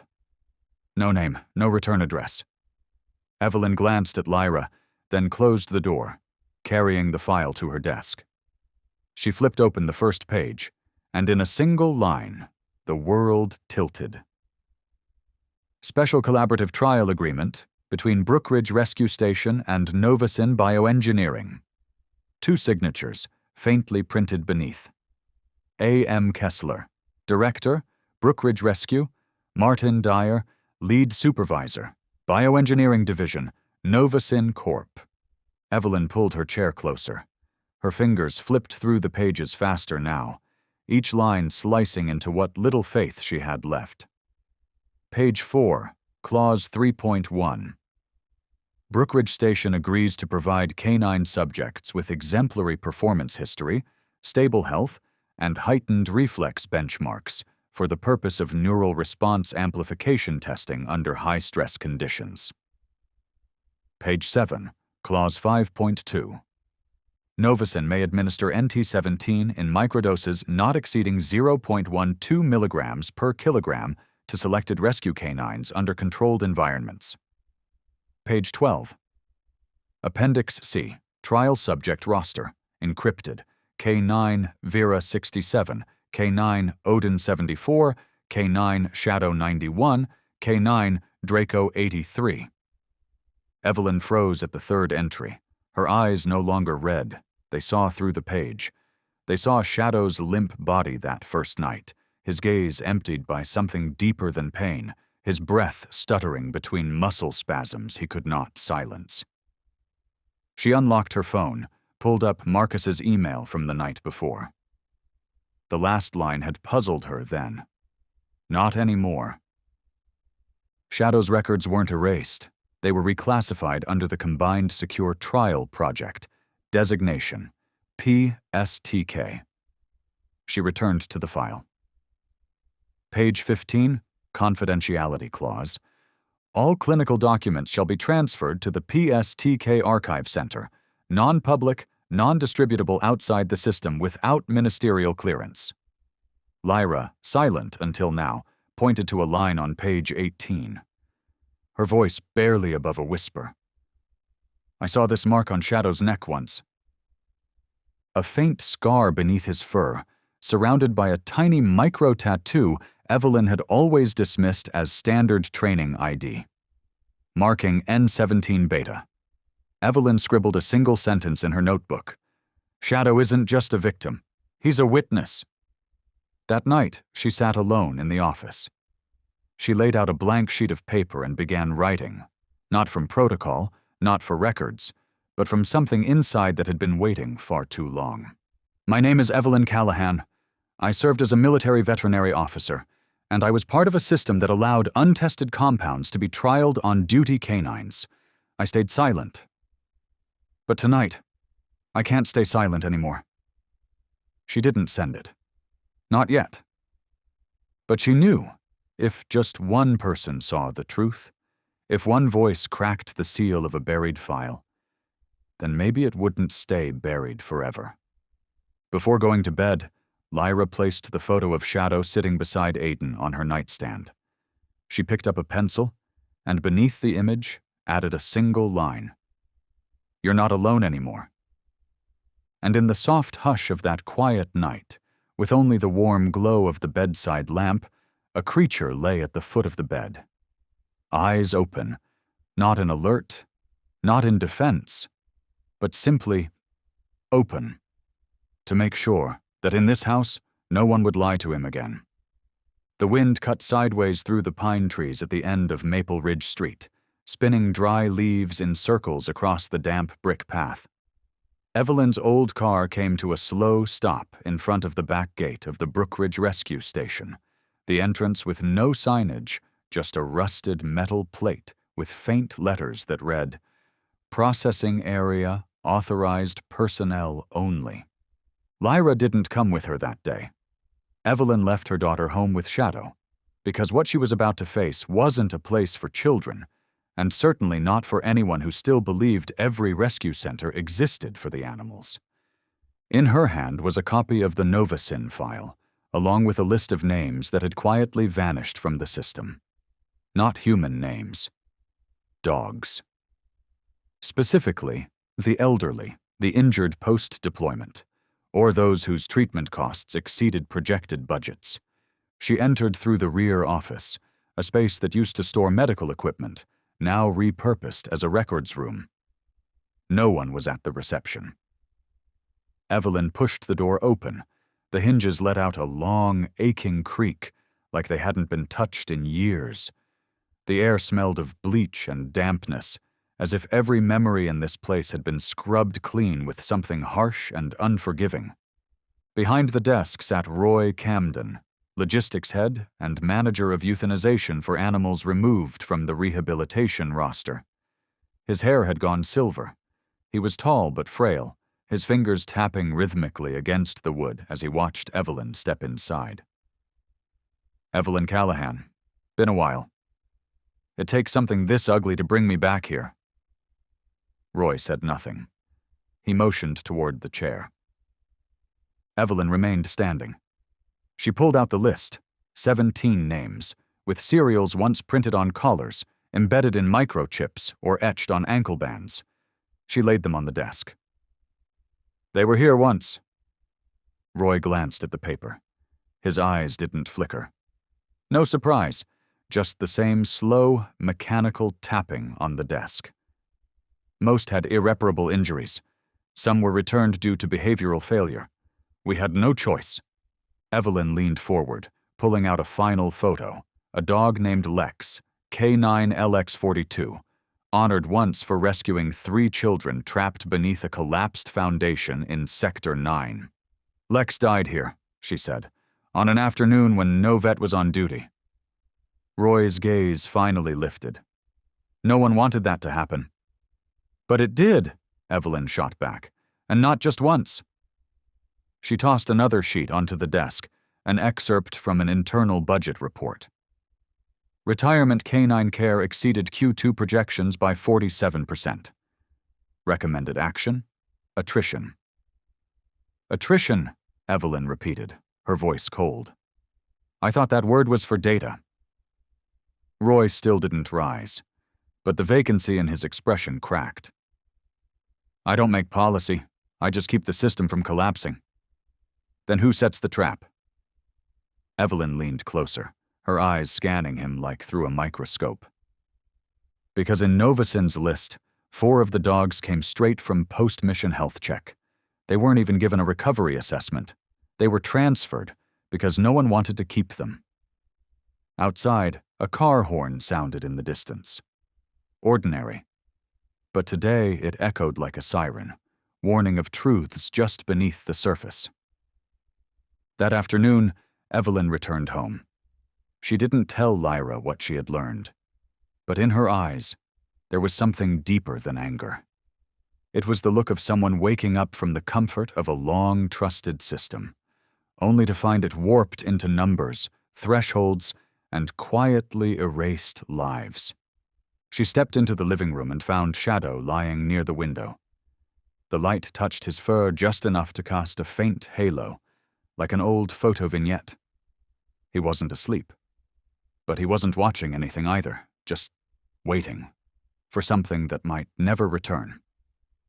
Lyra turned and handed her mother a new drawing. It's Lex. Dad used to tell me about him. Evelyn froze. What do you remember? Lyra bit her lip. He said, Lex was the best dog I ever met. But no one remembers him because he didn't live long enough to tell the story himself. Evelyn held the paper. Her hands trembled. No one wants a dog that's too old. No one wants a dog that smells like antibiotics, walks with a limp, or carries surgical scars. No one wants a dog that once wore medals, because what they bring home can't be sold, can't be measured, can't be converted into digits on a chart. But Lyra drew, and Evelyn watched, and Shadow was still here. That night, Evelyn wrote one line in her notebook. If they erase every dog no longer useful, then I will write down every name. She closed the notebook, turned on the printer, and printed the first entry. K9-Shadow-91, a dog no one wanted, but still chose to stay. The morning was crisp, the kind of chill that carried the scent of damp earth and old pine from the hills of Cedar Ridge.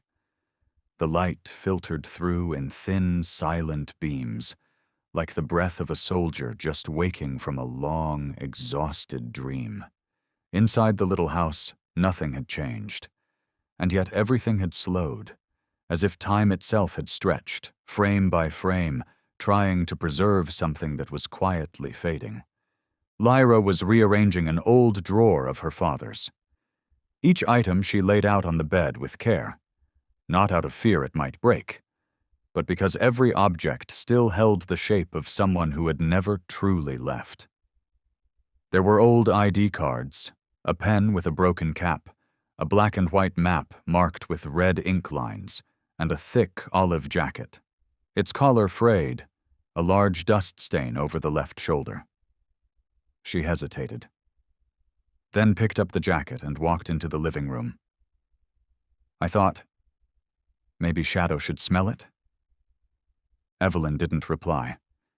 She looked at Lyra, then at Shadow, curled silently by the window, the same spot where he sat every morning, staring out as if waiting for something his instincts hadn't yet given up on. Lyra laid the jacket on the floor. She didn't say another word.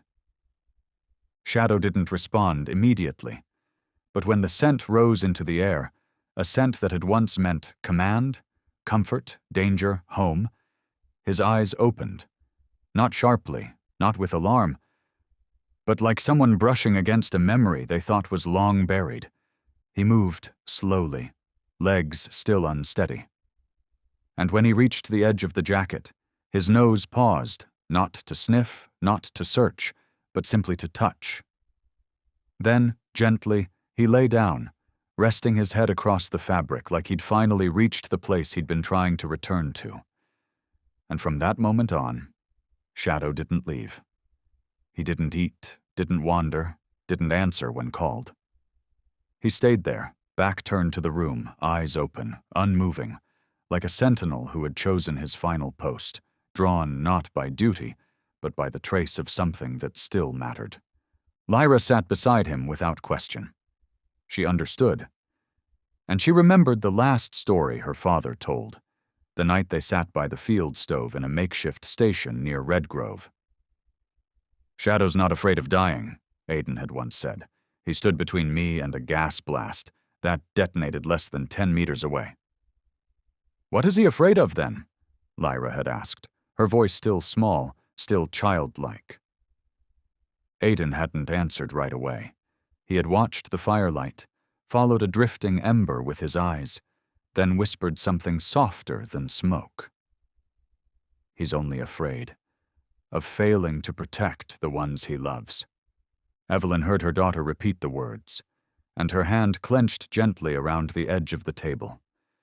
There was no fatigue left in her gaze, only something clearer, a vision beyond the room itself, to the path that had brought a dog-like Shadow back to this moment, when no one had expected him to stay. "Maybe," Evelyn said quietly, "he isn't lying there because of the scent. Maybe he's there because he thinks it's his turn to keep watch for Aiden." Lyra nodded. "He probably thinks, if he guards the jacket, a part of Dad is still here." The afternoon light slanted across the floor, stretching the jacket's shadow across the wooden boards. Next to it, Shadow's body lay long and still, not in recovery, but in position. Guarding. No one disturbed him. Evelyn placed a bowl of water nearby. Lyra brought a soft blanket and laid it gently beside the jacket. But Shadow didn't move to the blanket. He stayed where he was, head on the sleeve, eyes half open, as if afraid to miss the sound of something only instinct could hear. Night fell. Outside, the wind swept a few dry leaves across the porch steps. Lyra didn't sleep. She pulled her blanket beside Shadow, her hand resting on the fur that had once been shaved for surgery. Beneath her fingers, he no longer trembled. His breathing was steady, but each time she moved, his eyes would widen, then soften when he saw she was still there. "I'm not going anywhere," Lyra whispered. "You don't have to protect everything alone anymore." Evelyn stepped in, draping another blanket over the two of them, a girl and a dog, lying still like soldiers pausing in the night. She didn't speak, but inside, one truth rose with quiet certainty. Aiden never truly left, because what he left behind is still guarding this home, through Shadow's eyes. And in the far corner of the room, beside the dim night lamp, a photo sat in its usual place, Aiden smiling, his hand resting on the head of the dog beside him. And below that frame, in the very same spot, was Shadow, still keeping watch. The skies had been dark since afternoon. Clouds gathered thick at the horizon, like a vast wall of lead creeping closer to the town, draping over the hills and dragging gusts of wind that howled between the rooftops. The air turned heavy and damp. The sparrows had vanished from the backyard. The insects no longer flew, as if all living things sensed the coming of something unnamed, something humans hadn't found words for. Evelyn pulled the curtains shut, her gaze lingering long at the edge of the darkening skyline. Behind her, Shadow's body convulsed. No warning bark, no howl, just a violent jolt, his whole frame twisting like a wire pulled too tight. His head jerked, limbs curled inward, mouth parted but no sound came out, only a strangled gasp caught in his throat. Lyra screamed, "Mom!" Evelyn lunged over, kneeling at his side. One hand steadied his neck, the other pressed against his shoulder, the source of the most intense spasm. She leaned close, her breath catching as she felt the irregular, stuttering rhythm of his breathing, like an engine firing out of sync. "This isn't good," she murmured. She called the emergency vet line, her old colleague from the rapid response unit. The connection lagged, the signal poor with the low-pressure storm rolling in. On the other end, the voice came through fragmented. "Triple sequence seizure, over 2 minutes. If central respiratory rhythm breaks, you could lose him within 6 hours." Lyra clung to Shadow's leg, trembling. He's not going to leave us, right, Mom?" Evelyn didn't answer. Her hands kept moving. Press, soothe, hold. But in her eyes was something only those who had watched a living soul slowly slip away would recognize. She lowered the phone, opened the emergency drawer, drew out a small vial, a low-dose sedative for dogs in uncontrollable seizure. She injected it beneath his scruff and waited. Shadow kept shaking, but the tremors began to slow. He lay still again, head still resting on the worn jacket, Aiden's jacket, where he'd remained since that first day he recognized the scent. Lyra sat close, face pressed to Shadow's back. "I want him to hear Dad's voice." Evelyn nodded softly. "What did your dad sing to him, after missions?" Lyra looked up, searching her memory. Then, quietly, she began. "This old road we walk, side by side. One paw, one step, one silent guide. You find me when I'm out of light, and I'll hold you through the longest night." Her voice was small, but steady, each word drawn gently from memory, from Aiden's presence, from the invisible threads still binding them all. Evelyn joined her, voice rough but firm. "If I fall, don't turn away. Just lie beside and wait for day. You've done enough, you've led me true. Now let me stay and carry you." Shadow didn't flinch, but his chest lifted, slow, deliberate. Not the chaotic jerks of earlier, but something that moved with the rhythm of the song. Wind slammed the window panes. Outside, the storm had made landfall. Shrieking winds clawed across the roof, nails scraping glass like a warning. But inside the small room, under the soft yellow light, two voices held on to the only thing they had left, a song to keep one soul from slipping away. Evelyn remembered that last night Aiden left. He'd knelt beside Shadow, stroked his back, and whispered, "You're a soldier. But when you're tired, you're allowed to rest. I'll still sing to you, just like the first day." She pulled a folded note from her pocket. Aiden's handwritten lyrics, tidy print, red ink edits along the margins. Lyra saw it and sang the last verse.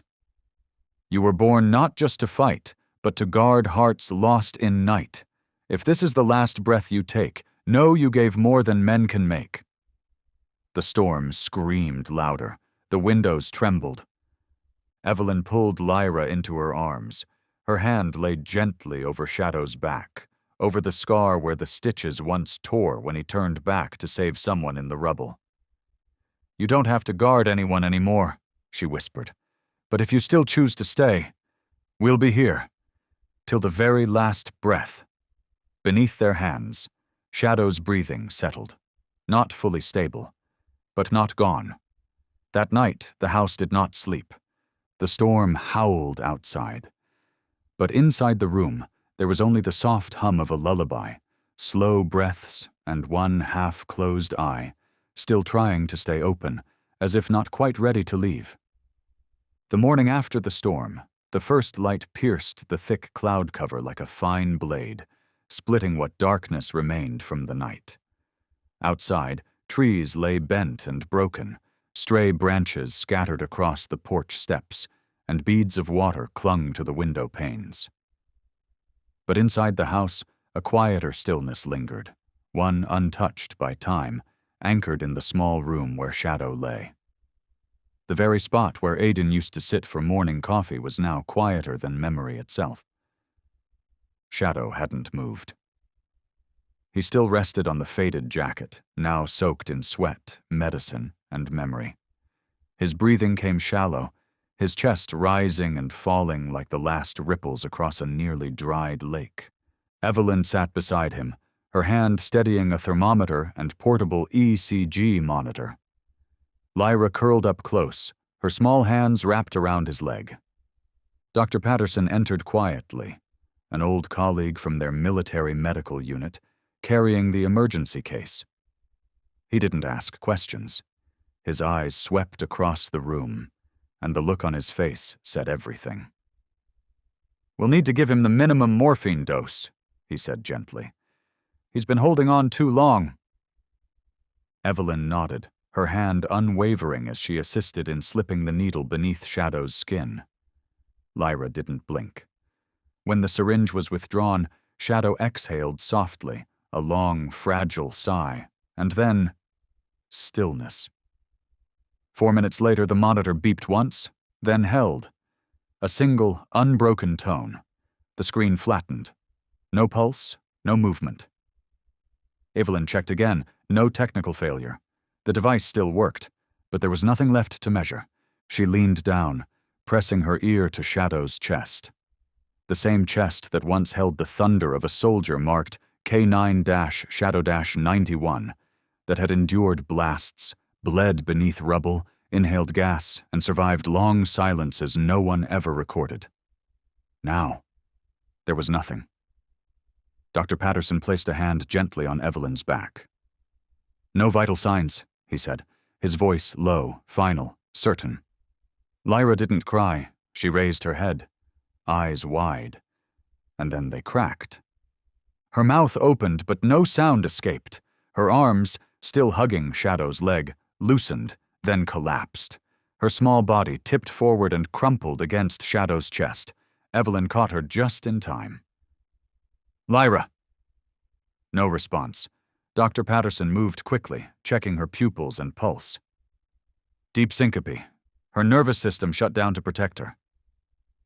Evelyn gathered her daughter into her arms, trembling. She carried Lyra to the sofa, wrapped her in a blanket, then returned to the place beside Shadow. He lay exactly as before, legs outstretched, head resting on Aiden's jacket, eyes closed. No strain, No pain, no resistance. As if he'd finally reached the end of a long journey. Rain began again outside. Not a storm, just soft, steady drizzle. But each drop fell like a farewell no one had the voice to give. Evelyn placed her hand on his back, over the scar that had torn when he turned back to rescue a child. The place once soaked in blood, mud, antiseptic, and valor. She ran her fingers along it, not as a medic, but as a mother saying goodbye to a child she hadn't birthed, but had always loved. "You owe no one anything anymore," she whispered. "You've done more than any being ever called soldier." She closed her eyes. And in the silence, a line returned, something Aiden had once scribbled on the back cover of his journal. "If you fall one day, I just hope you get to rest, in a place where someone understands you were never just a dog. You were my comrade." 5 minutes passed. Then 10. Lyra still didn't stir. Dr. Patterson packed his equipment. Before leaving, he turned back and placed a hand on Evelyn's shoulder. "I have no words for this," he said softly. "But if there's one thing he'd want to hear before the end, it was the song you sang last night." Evelyn nodded. She didn't speak. He left, closing the door behind him, and the house descended into the kind of silence only cliffs and oceans knew. Evelyn sat beside Shadow one last time. She didn't sing. Instead, she leaned down and pressed her forehead to his, to the place where the fur had begun to gray, where he used to nuzzle into Aiden's chest every morning, where he'd trembled the first time he smelled the old jacket again. "You don't have to keep watch anymore," she murmured. "Her father will take it from here." The curtain stirred. A beam of morning light found its way in, soft, pale, touching just the crown of Shadow's head, as if someone above had knocked gently, to say, "We see you. Mission complete." And in that house, between two heartbeats no longer beating, everything stopped. At Red Grove Veterinary Station, there was a cold room.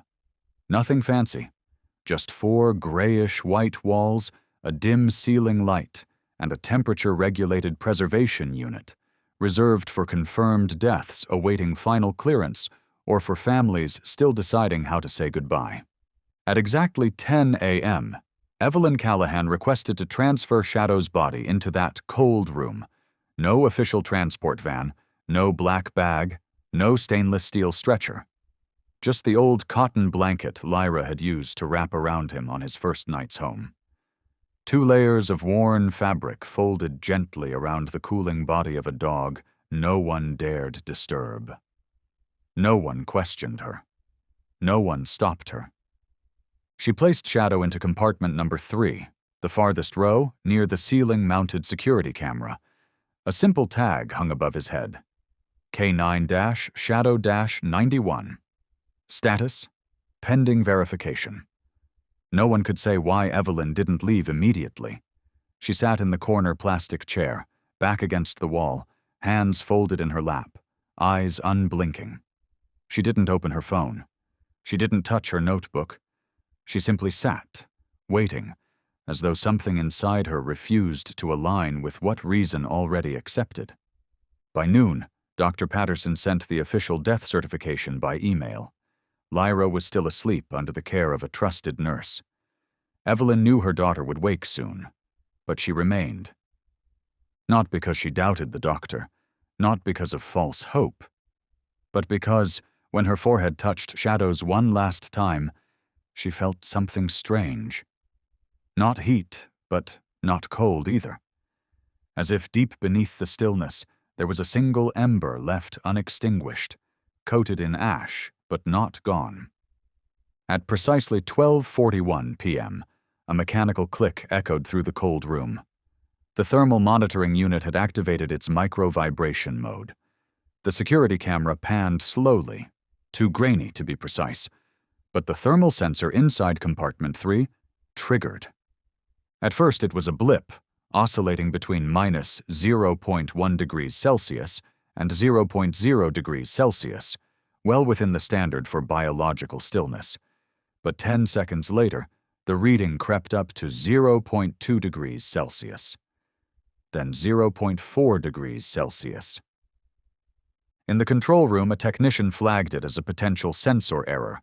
He rewound the footage, then froze. The edge of the blanket near Shadow's chest lifted. Once, then paused. Then again, twice more. 14 seconds apart. Evelyn didn't flinch. Her eyes locked onto Shadow's body. His chest wasn't clearly rising and falling, not yet.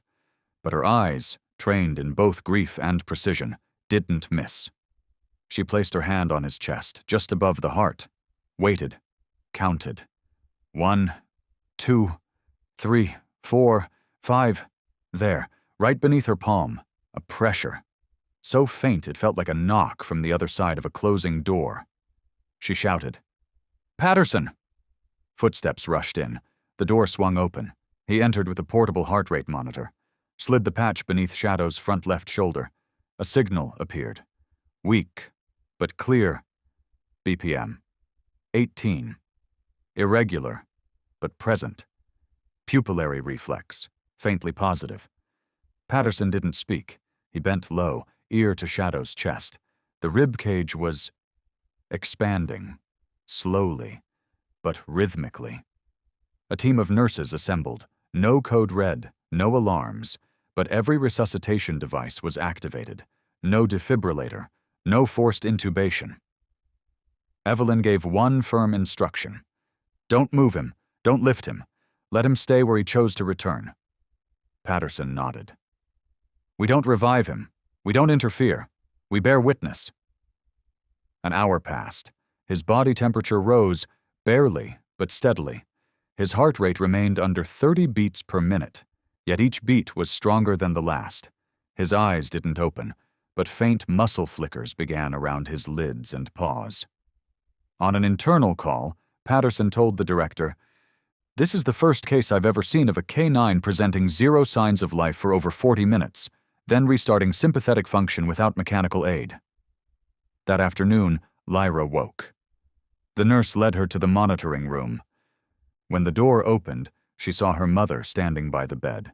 Not a corpse on a blanket anymore, but a dog laid out on a soft mattress, with a warming cloth wrapped around his chest and a heart monitor blinking in green. Lyra ran forward, breath catching before the tears could even fall.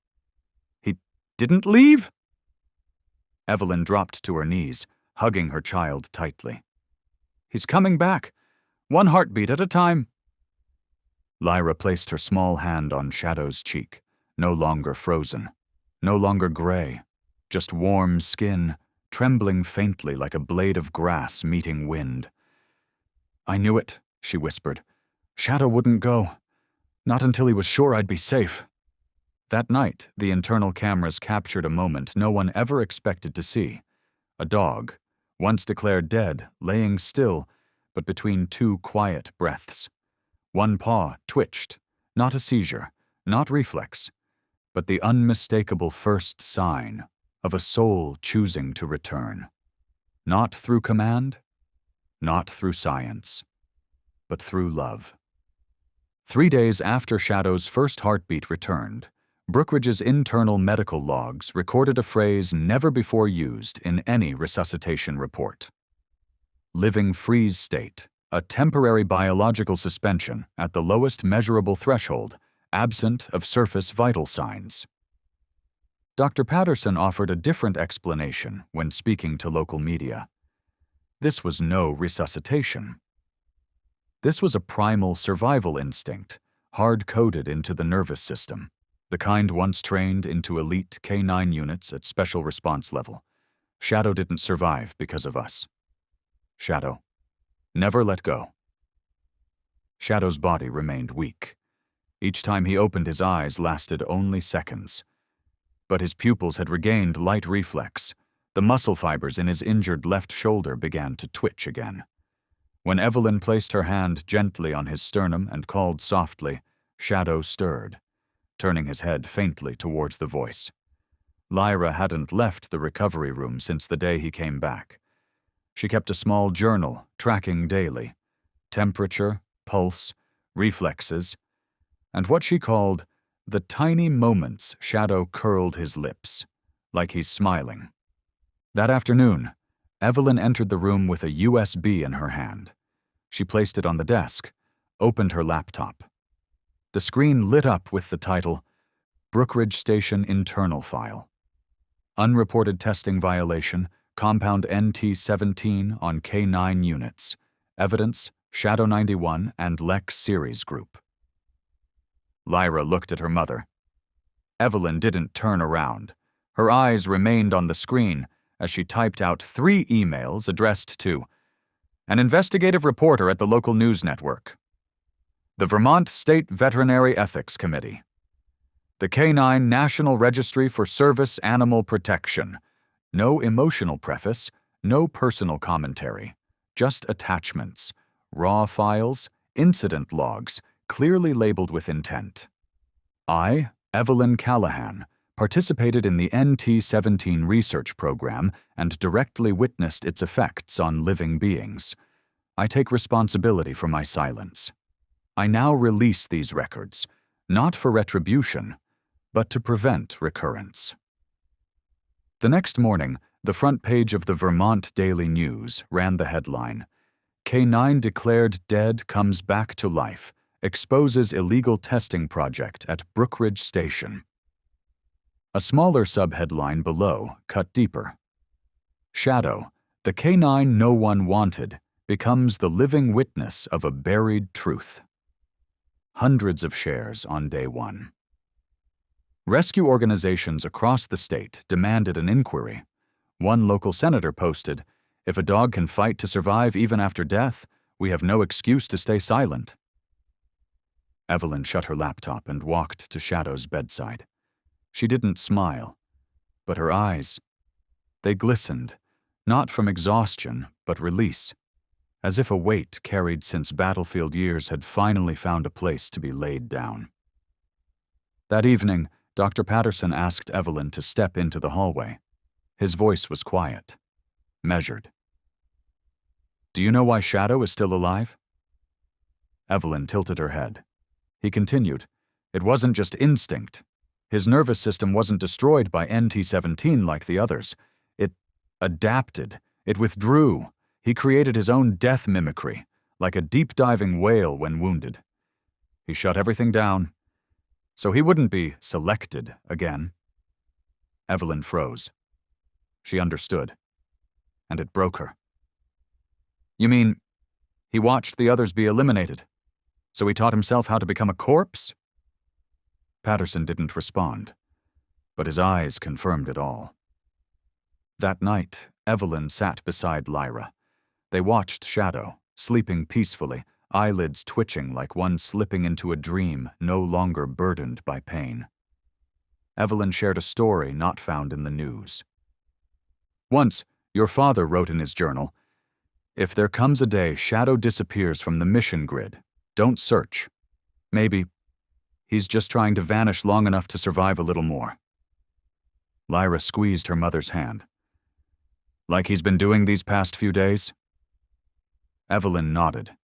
"He never fell. He just retreated, like a tactical withdrawal, waiting for the right moment to return." Down the hall, in the camera surveillance bay, a new status label was quietly updated on the board at Shadow's bed. Before, post-death resuscitation monitoring. After, active voluntary biological awakening.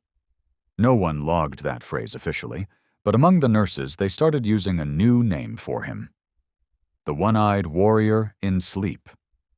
The following day, a press conference was held. Evelyn stood before the crowd, not in a lab coat, without titles, without medals, just a mother, a former bystander, a witness.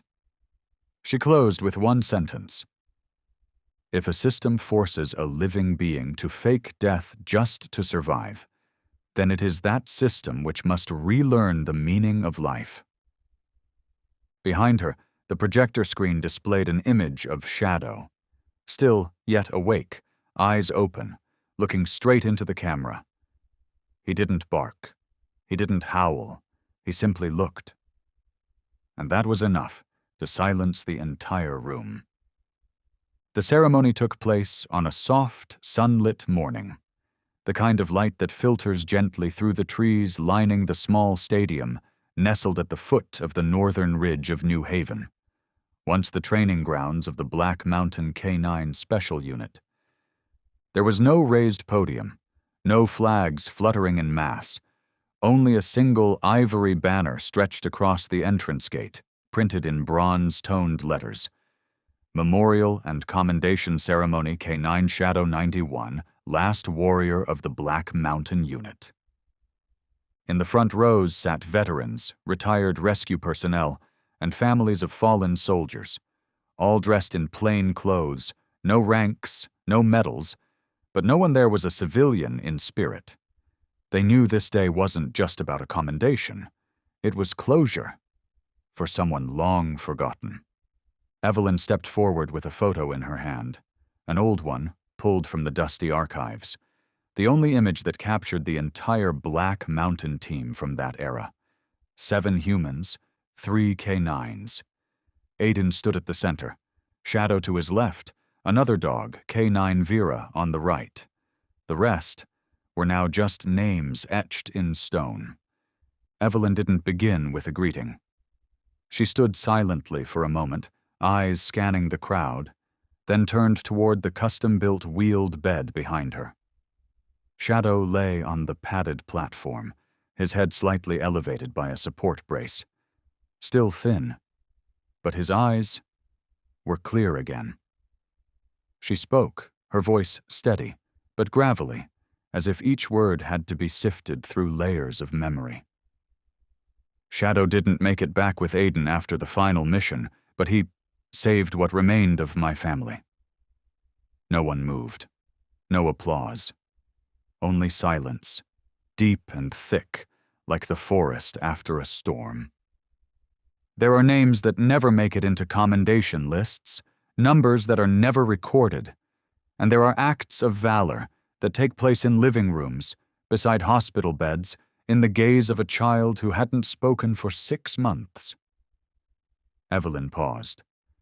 Her hand rested gently atop Shadow's head. He didn't lift it, but his tail gave a faint motion. Shadow is the last soldier of the Black Mountain Unit, a unit that no longer exists, a battlefield never acknowledged, but today he stands not to retell survival, but to affirm that the soul of that unit still breathes. A military representative stepped forward, presenting the honorary plaque. K9 Shadow 91, Special Class Warrior, Mission Surpassed, Self-Recovery, Civilian Witness Protection, Pediatric PTSD Intervention, Status Post-Declared Death, Confirmation of Exceptional Instinct. At the bottom were the signatures of 3 entities: Child Psychological Intervention Center, K9 Veterans Alliance, National Council of Ethical Biotech. The spokesperson spoke only one sentence. Shadow is not just the last dog of Black Mountain. He is the reason belief returns, among records long buried. Lyra was invited forward. She carried a hand-painted wooden board, her own creation. At the center, a drawing of Shadow standing on broken ground, light behind him, not the light of triumph, but the light of survival. In careful handwriting, the board read, "No medals needed, just memory." She placed it gently before Shadow's bed, knelt down, and whispered into his ear, "I remember, you didn't lie still because you were weak. You just hadn't been given a reason to stand yet. Now you have one." Shadow shifted, just enough to rest his nose on Lyra's hand. A small gesture, but the rows behind her caught their breath. The ceremony ended with no anthem, no ovation, only absolute stillness, a silence to honor those no longer here and those still enduring with quiet breath. Evelyn remained behind. She looked up toward the mountain ridge where Black Mountain's training post once stood. The wind blew down from the eastern slope, carrying the scent of pine and freshly cut grass. She whispered into it, as if the breeze could carry the message. "Aiden, you see him now, don't you?" He made it home. And this time, no one forgets. By late afternoon, when the field had cleared, a single veteran quietly approached Shadow. He laid down an old, weather-worn ID tag. Vera-K 9-67. "Looks like you're the last of us now, 91, he said, voice rough with age. "But because of you, we don't vanish." Shadow looked at him, not as an animal, but as a comrade. Nothing more was said, nothing needed to be. It was enough, just to say, "I'm still here." A year had passed, since the cold room let out its final beep before falling silent. Since Shadow's eyes opened faintly between two fragile heartbeats. Since Lyra spoke her first words in 6 months, not to beg him to stay, but to call him back. And today, the April air was soft as silk. The breeze, though gentle, stirred the grass before the moss-covered gravestones. The military cemetery lay at the far end of New Haven Hill, where dirt paths wound between identical headstones, straight-lined, unadorned, unwilling to stand out, just like the ones resting beneath them. The marker read, "Aiden Callahan, Sergeant, Black Mountain Rapid Response Unit. He served not to be seen but to save those unseen." No lavish wreaths, no enlarged portrait, just a weathered wooden plaque staked beside the stone. Faded, yet still legible. "The last one who saw you is still waiting here." Evelyn stood behind, one hand resting gently on her daughter's shoulder. Lyra looked older now, her hair longer, her eyes brighter, no longer retreating when someone mentioned her father. She stepped forward, holding a faded cloth collar, hand-stitched by Aiden himself, worn by Shadow during their very first mission. And beside mother and daughter was Shadow. No stretcher. His steps were slower, his left leg still stiff on inclines, but his eyes were clear again. His coat had thickened, his chest rose with steady breaths. A soft harness now held a tiny flag, not to declare K9, but to remind, this was a being who walked back from the edge of death by sheer will alone. He didn't howl, he didn't whimper, he didn't growl. He simply walked forward and sat by the grave, just as he used to when waiting for Aiden outside the command post, calm, upright, gaze fixed on the horizon. Lyra knelt beside him, placed her hand gently on his head, and whispered, "I brought Dad's friend home." Shadow bowed slightly, resting against her leg. No wasted movement. Lyra turned to the gravestone. Her fingers traced the engraved letters as if trying to memorize them again. "The rest of the way," her voice did not waver, "Mom and I will carry on." Evelyn stepped forward, placing a small pouch before the grave. Inside, a replica of the medal Shadow had received the month prior. The original was displayed in the National Canine Museum, but this one was not for display. She looked at her husband, not through a photo, but through memory. "You couldn't keep your promise to return, but Shadow did it for you. He kept our daughter safe. He kept our family together. He kept the part of you that gave me the strength to go on." The wind blew across the hill. A sparrow swept down, perched briefly on the adjacent stone, and then vanished into the sky, swift, soundless. Above them, thin clouds drifted slowly, sunlight cutting through in slanted bands, casting over the three figures, two standing, one seated, like a photograph that needed no frame. From her pocket, Lyra drew out a folded piece of paper, her first poem since Shadow came back. She read softly, only for her mother, for Shadow, and perhaps for someone listening. From the other side. "You didn't return, but your footsteps remain where you once stood. We go on, not to forget, but to remember. Someone once lived, with all his heart, and a faithful friend. Evelyn took her daughter's hand. Her other hand stroked Shadow's head. And this time, no one walks alone. Before they left the hill, Lyra turned back once. She bent down and placed the old fabric collar before the grave, the only item Shadow wore throughout his years with Black Mountain. No flowers, no photo, only an unspoken promise. From where you stood, we'll carry forward. Not as victims, but as those who know. To protect what's good is to keep living. That afternoon, a soft rain began to fall. No one remained on the hillside, but in the space between two rows of stones, where the collar still lay in front of the engraved name, a small sparrow landed, glanced around, then rose into the sky, carrying with it a quiet shiver in the breeze.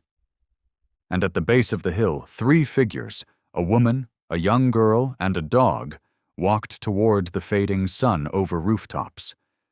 None of them looked back. They didn't need to, because where one had once fallen, 3 now moved forward. We may never fully understand how a dog, who could not speak, who could not write, could carry so much for a family that had lost its way. But Shadow, like so many German shepherds, proved something timeless. Love doesn't need language, it only needs to stay. Long enough, deep enough, true enough. From a creature thought abandoned, Shadow became living proof of something this world often forgets. That sometimes what we need isn't a miracle, but a soul that refuses to leave us, even when we've fallen all the way down. German shepherds are not just intelligent, loyal, or strong. They carry a heart that sacrifices without demand. They don't choose who to love. They just love, with everything they have. The story of Shadow, Lyra, and Evelyn is not a tragedy. It's a resurrection. It's proof that as long as there is a hand placed gently on a fallen creature, a voice calling the right name, a gaze that never looks away, then life will find its way back. And if you've read this far, take a moment to gently stroke the dog beside you, or step outside and befriend one the world once left behind. Because who knows? You may not just be saving a life, you might be rescuing the part of your own heart that forgot how to hope.